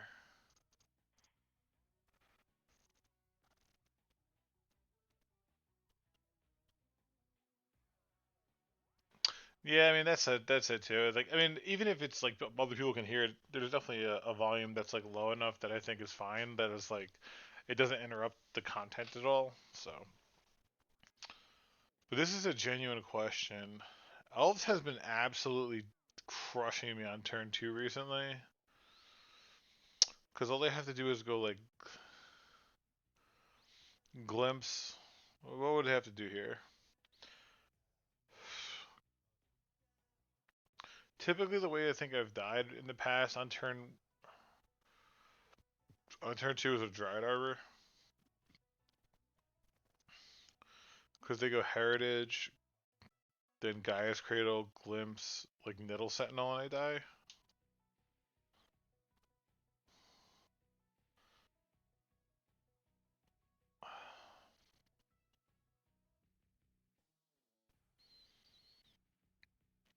If I do Metalworker, I know I can win next turn. You don't play Nettle? That's good to know. So do I just play Metalworker here?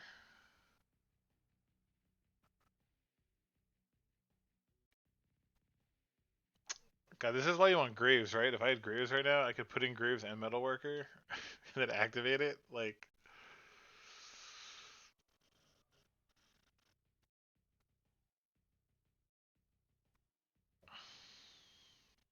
I'm really not sure. Elves is, I hate fucking playing Elves.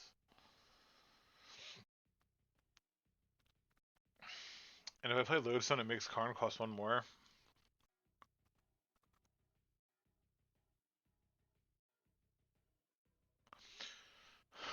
If that's the case, I think I'm just gonna play Metalworker and pass. I think that's how like I have a much better shot to. Lodestone could definitely like buy me 1 turn, but I don't know what I'm supposed to do after that 1 turn.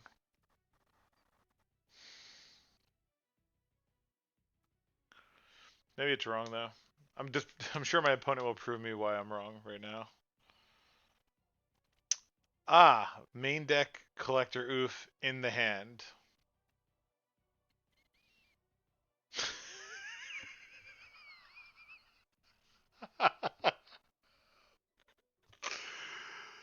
Look, there's the win. We had the win this turn too, right? We reveal 1, 2, 3, 4 play, and then Manifold Key gives Blade Steel unblockable. Yeah, so this line won against anything except collector. Lodestone Golem would have stopped that from happening, for whatever that's worth.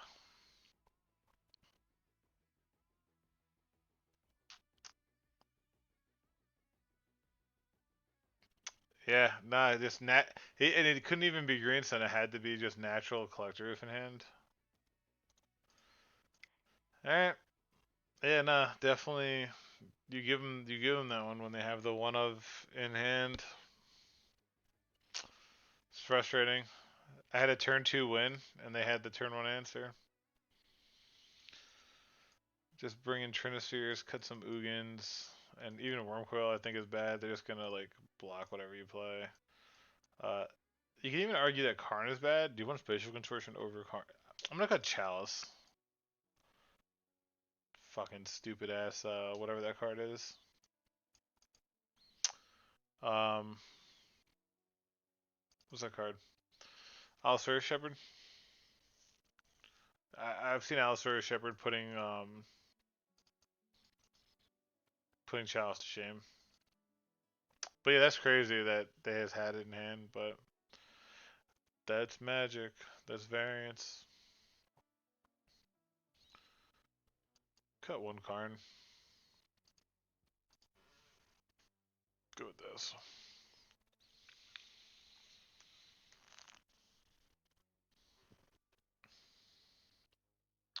Yeah, no, you used to keep it, but yeah, I agree. Cut it now. Trinister is way better. Trinister is way better. Man, maybe I should have. I'm trying to think. Should I have played around, knowing that I was gonna draw? I use my pedal to make 3 mana. That plays Metalworker. No, it doesn't even matter, right? Because the next turn I play Metalworker. I have a Lodestone and a Metalworker. Then they just went like they still get Oof into play. So I don't think I think I played it correctly.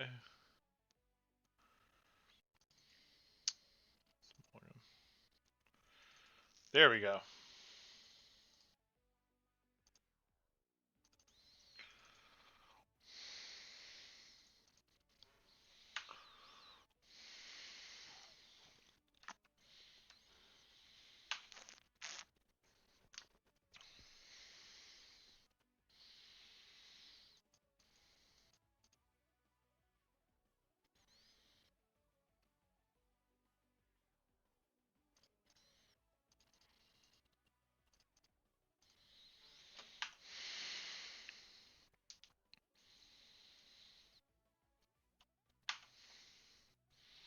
Definitely have to draw something else, but it might keep us alive for a couple turns.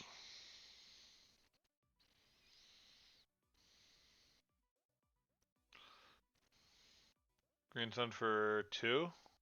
For Oof? Sure. Man, that's like. I always.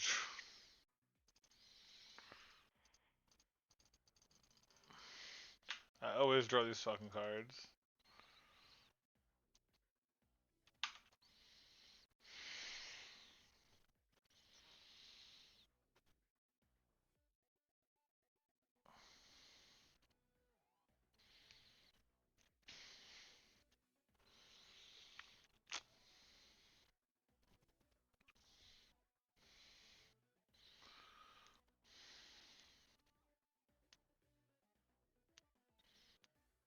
I'm gonna get a Kieran Ranger.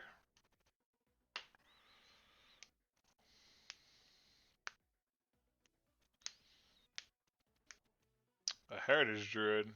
And a Dread Arbiter. Wow.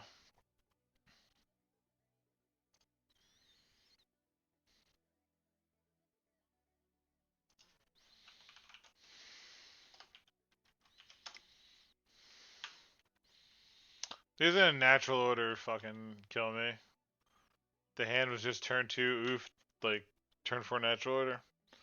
I'm ready for it. Elves is just one of those decks. Like Elves and Burn, like decks I can never beat. Oh, Abrupt Decay Trinister? Okay.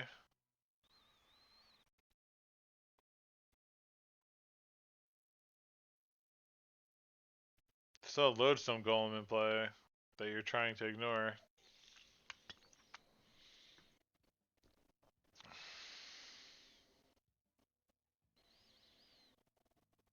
Jesus Christ. I don't know. This is the 4th time trying. There you go.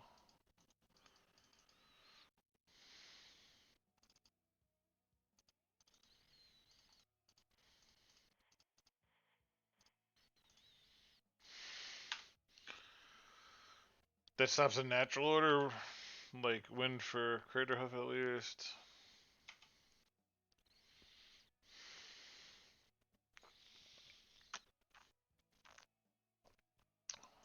Yeah, so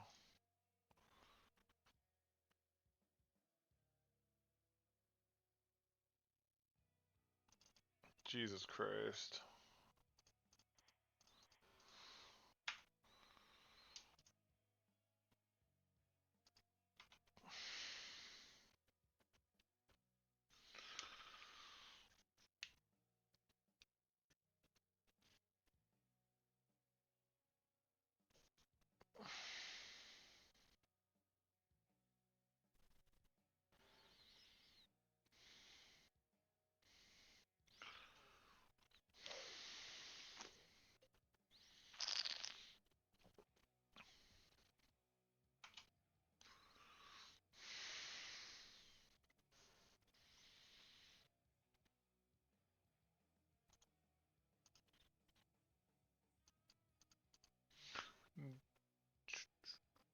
Yeah, I mean, like trophy or rec stage, right? I mean, like we're dead no matter what.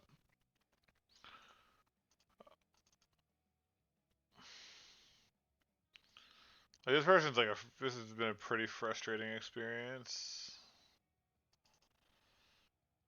Um, what is this? Base power and toughness.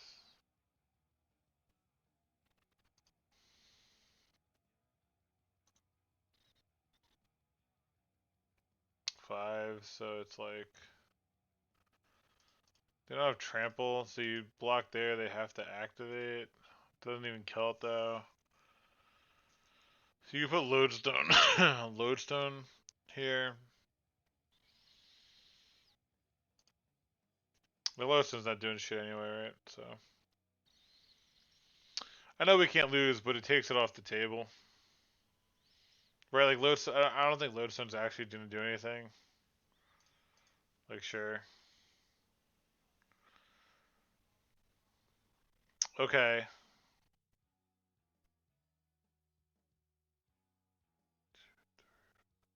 So that gets ensnaring bridge.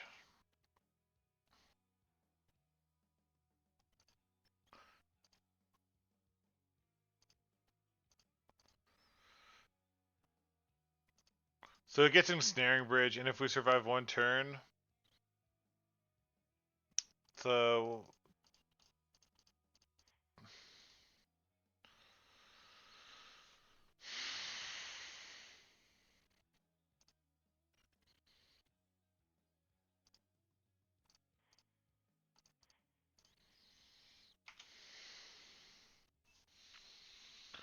all right.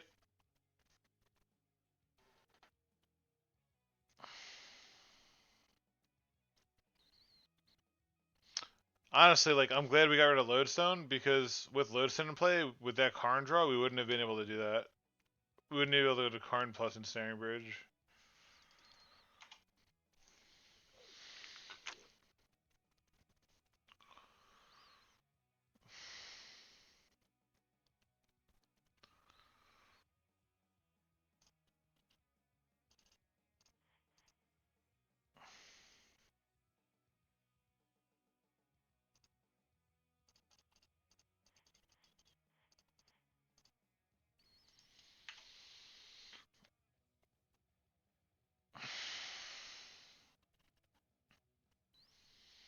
Yeah, you can tomb because it deals damage. It's not paying life. Oh, they have collector oof in play.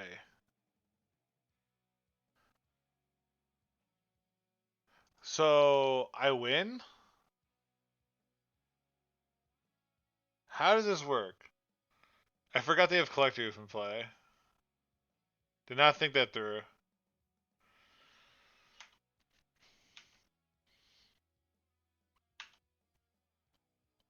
Yeah, no, I just didn't think about it.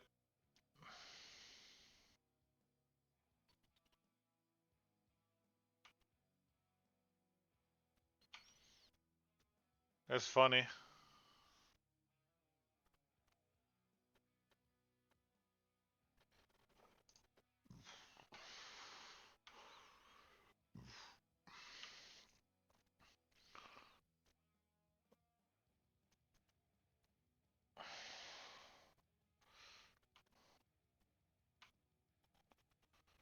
I wonder if opponent doesn't realize what's happening. Oh, stop playing land so I can attack? True.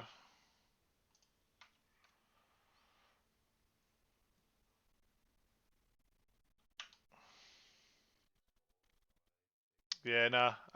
You're right. I could have 4 more points because I played one land. 100% accurate. They conceded! Oh my god, they didn't. Alright. No, because all they had to do was attack my Karn, right? Oh no, because they're collector oof. Yeah, no, I got you. Yeah, because I forgot this is universal. I'm thinking it's like my Karn versus their Karn, but because they have collector oof, they can never remove Platinum Angel and I win. So wow, that was a fun win. That was a fun win. Not gonna lie, that was fun. That was good. That's what I meant to do the whole time. That's what I meant to do the whole time. That was my plan. So honestly, Blightsteel maybe isn't good. Unless you want to try to punk them with your manifold key, which is reasonable. You have to try it. Maybe that's just the way to win. I'd try it. Yeah, playing that the whole time. No big deal.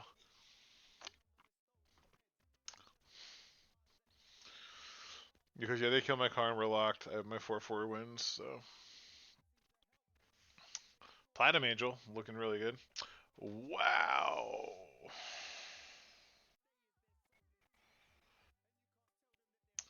Again, are they gonna have a turn? It all depends if they have a turn 2 fucking collector roof again. Because I'm gonna keep it, right? Like, what am I hoping for?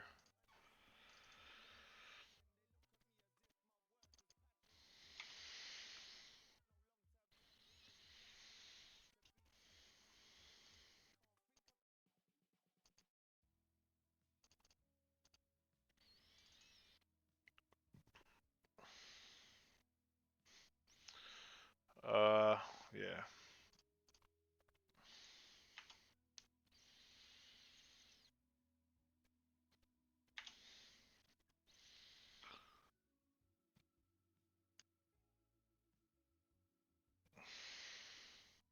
And Green Sun for oof. Oh no, just once upon. I was ready to get apps like just nutted out.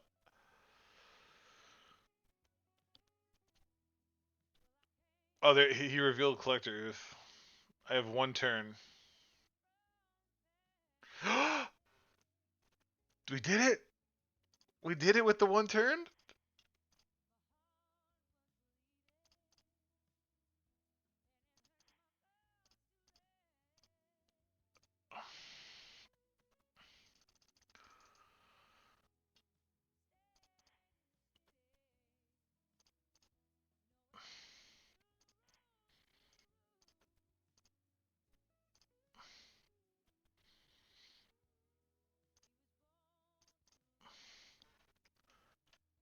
Turn two.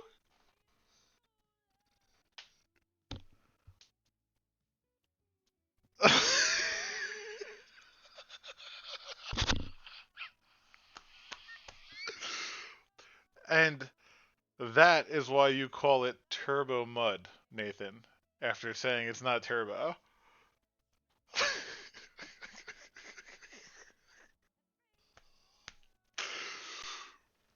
Oh my god.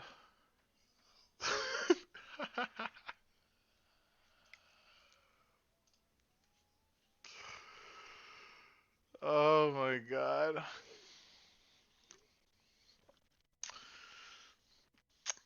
Yeah, some casual, and that's why you run 4 Greaves.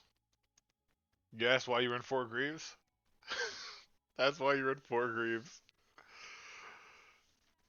I don't think the elf player realized that could happen either. So,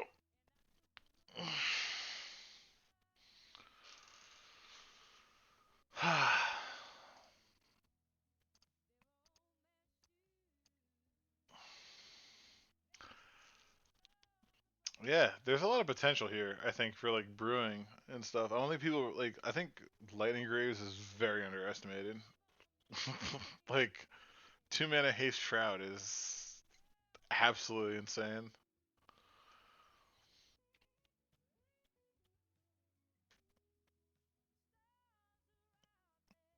No, it was just they needed. You know what they could have done is they could have mulliganed so that they had oof on turn 2. That's what they could have done. Like that. Like the decision was in mulliganing. They kept a hand where it's like, oh, on turn 3 I'll do this, and it's like, well, is that good enough? So I think that was really their decision. That was the only decision they made. I think they were like, oh, I have a once upon a time. I'm gonna try to bank it on this, and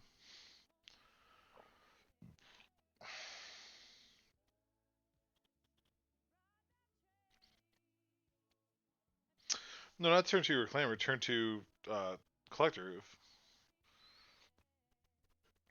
I mean, it's not that crazy, right? You just go like green sun for dryad, green sun.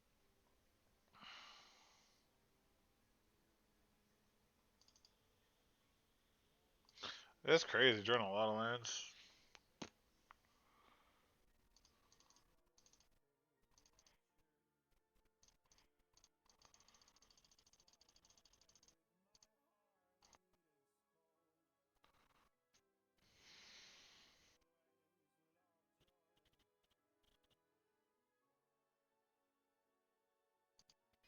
They have like Revoker? Dahlia's Lieutenant. This person must be new at the deck because they missed a lot of damage.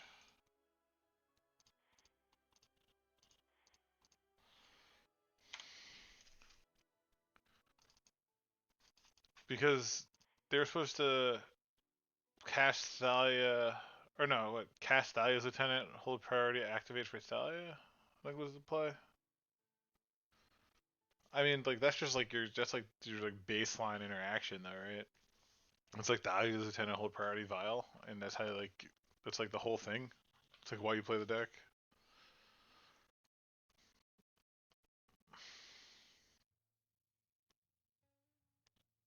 They just play sort of whatever and then get pissed off when they lose. Huh. A meddling mage? Sure.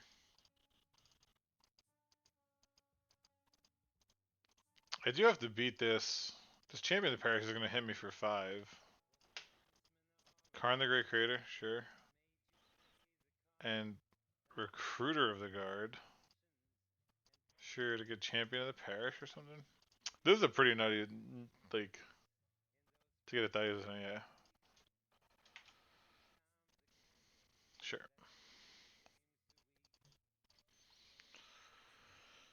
Sure. Like, even here, if they recruited for Thalia's Lieutenant first, and then went, like, Thalia's Lieutenant, I don't know, whatever.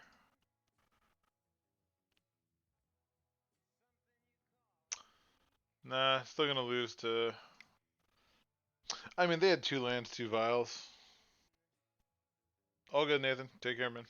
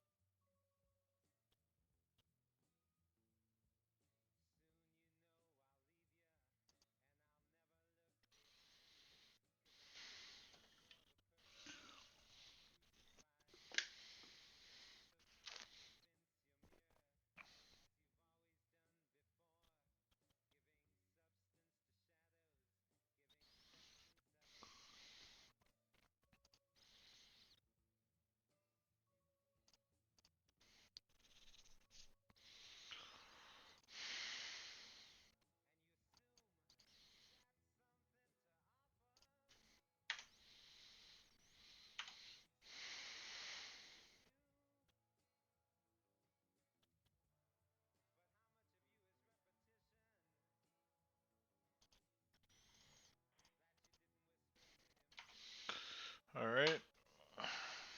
Turn 2 Metalworker. Is it good enough? Oh no, they have Plow. Of course they have Plow. Wow. Why would you fucking Plow? Holy shit. Oh my god.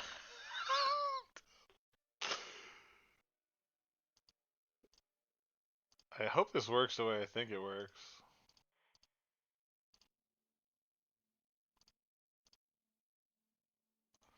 No, I have to pay 1 colorless.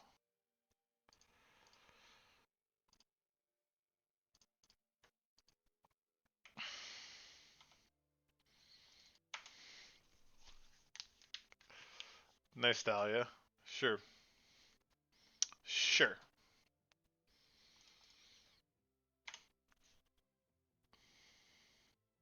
Holy shit. Is this... Am I allowed to do what's happening right now?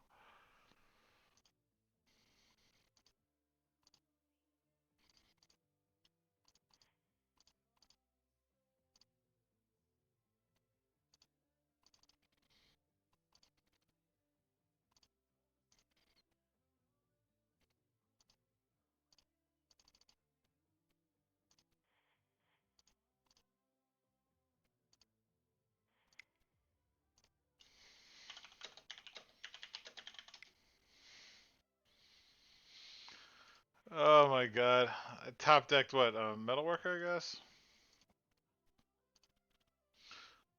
And I can go get what can I get here? Turbo herb, I guess.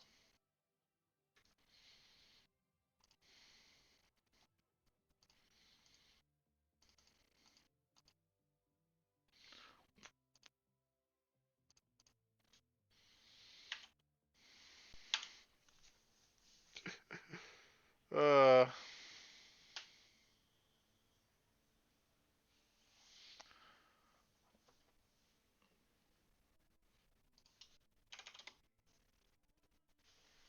uh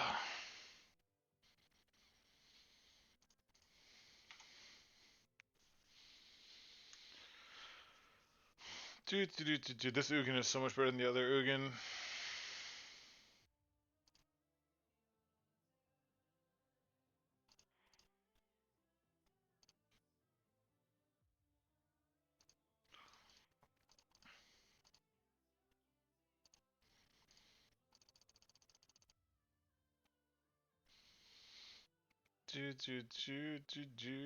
Do.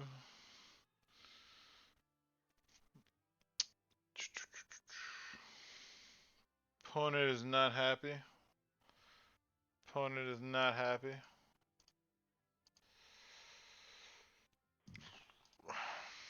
Alright. See if we can bang out one more 4-1 to close out the night. Deck has felt fantastic.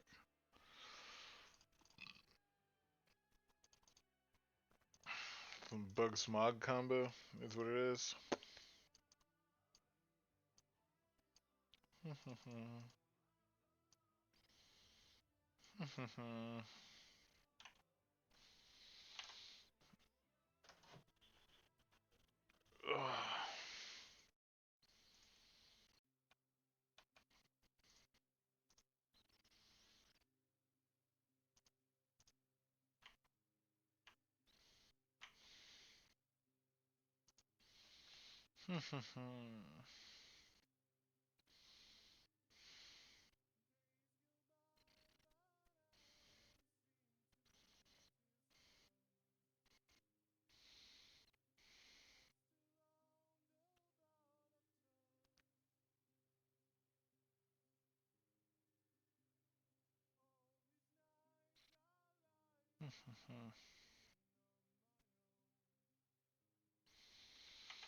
Alright, here we go for the last one.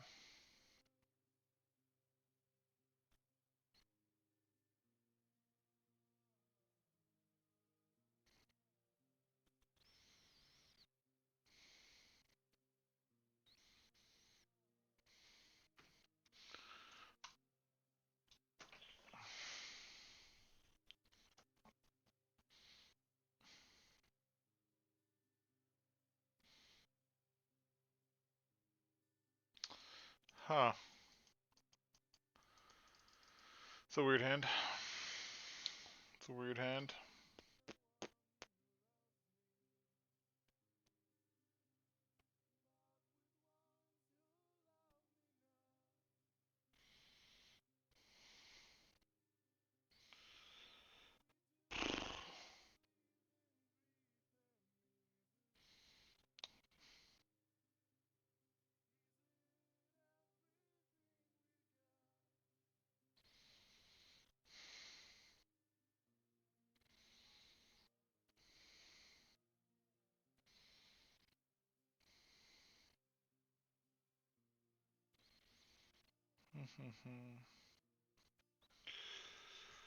Alright.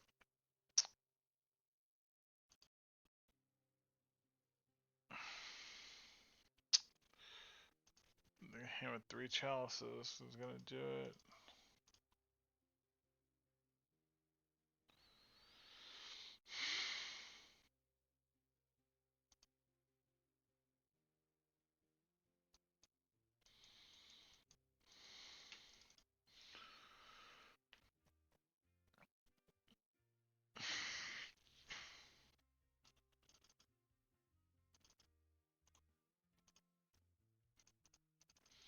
Huh. Vista. Swamp. Ugh, fucking hate this deck so much. I fucking cannot stand this goddamn deck.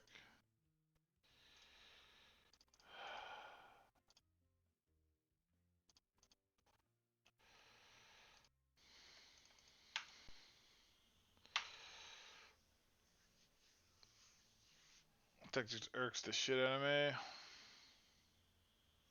I haven't faced it in a very long time, and I've been very grateful. Just such an irritating deck to face. Oh yeah, I know, you put a ninja in, blah blah blah. Ugh, so fucking boring.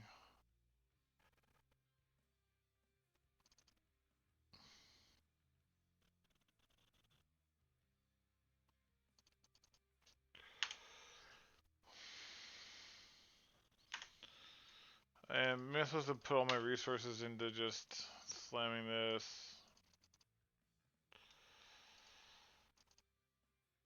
Sure. Fucking hate this card. My personal card I despise. Personal deck I despise. Ninjas.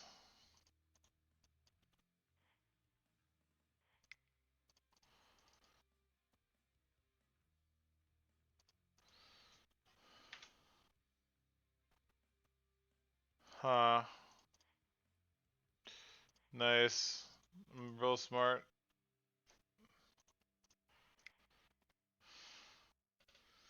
Chalice on 0. Alright, so we'll cut Chalice. I'm bringing Spatial Contortions. And that's pretty much it. Hope to beat what's a very, very bad matchup.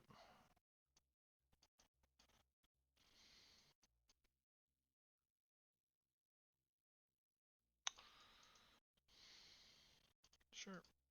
Give it a shot.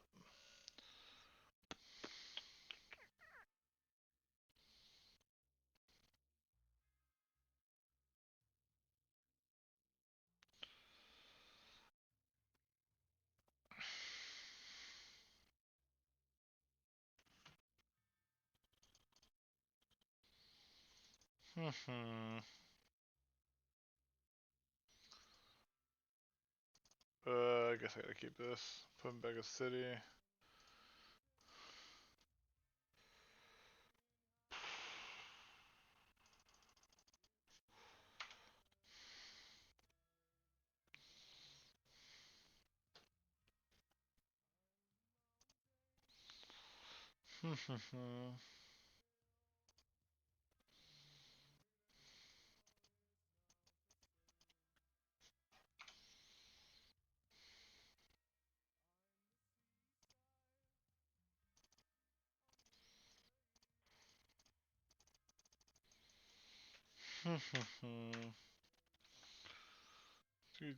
Do.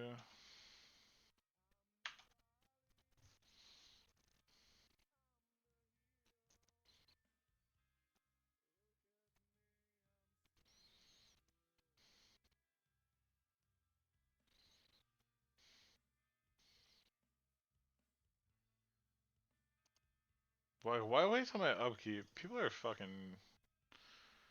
There's something else. I'll tell you that much.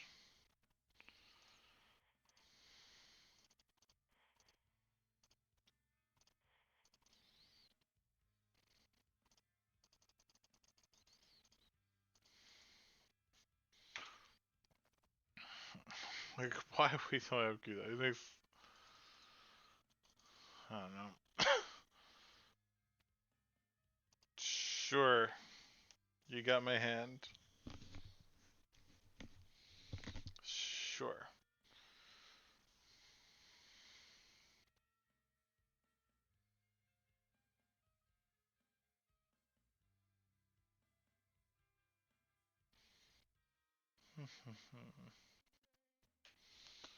Sure.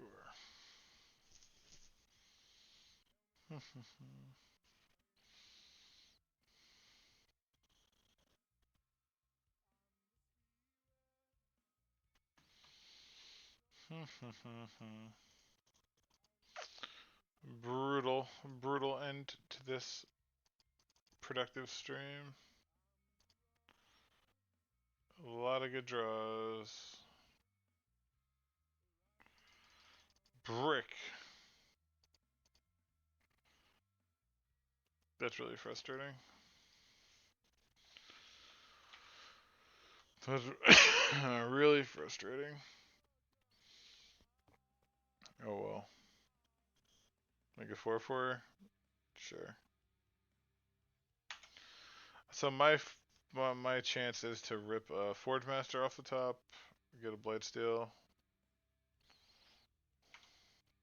So I'm sort of all in on. Or drawing another middle worker.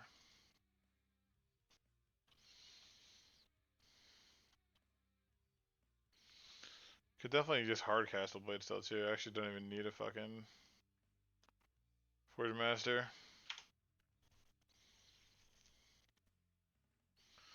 Forge Master I guess would make it uncounterable. Or like one turn.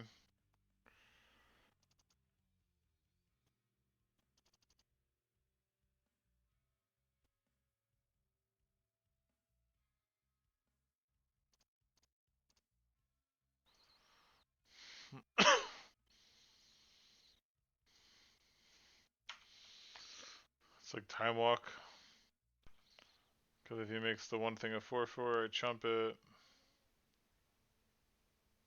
Ah.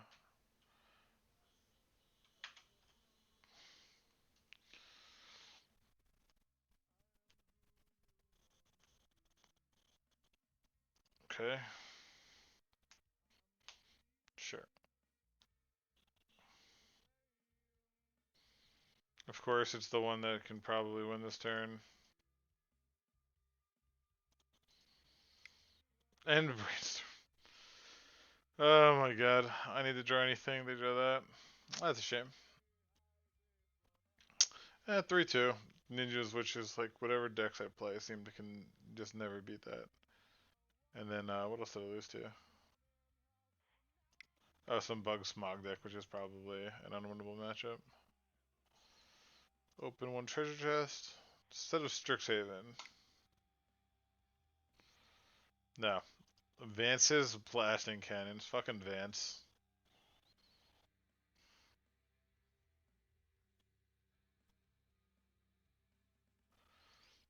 Throne of Empires. Yeah. Pretty booty. Oh well.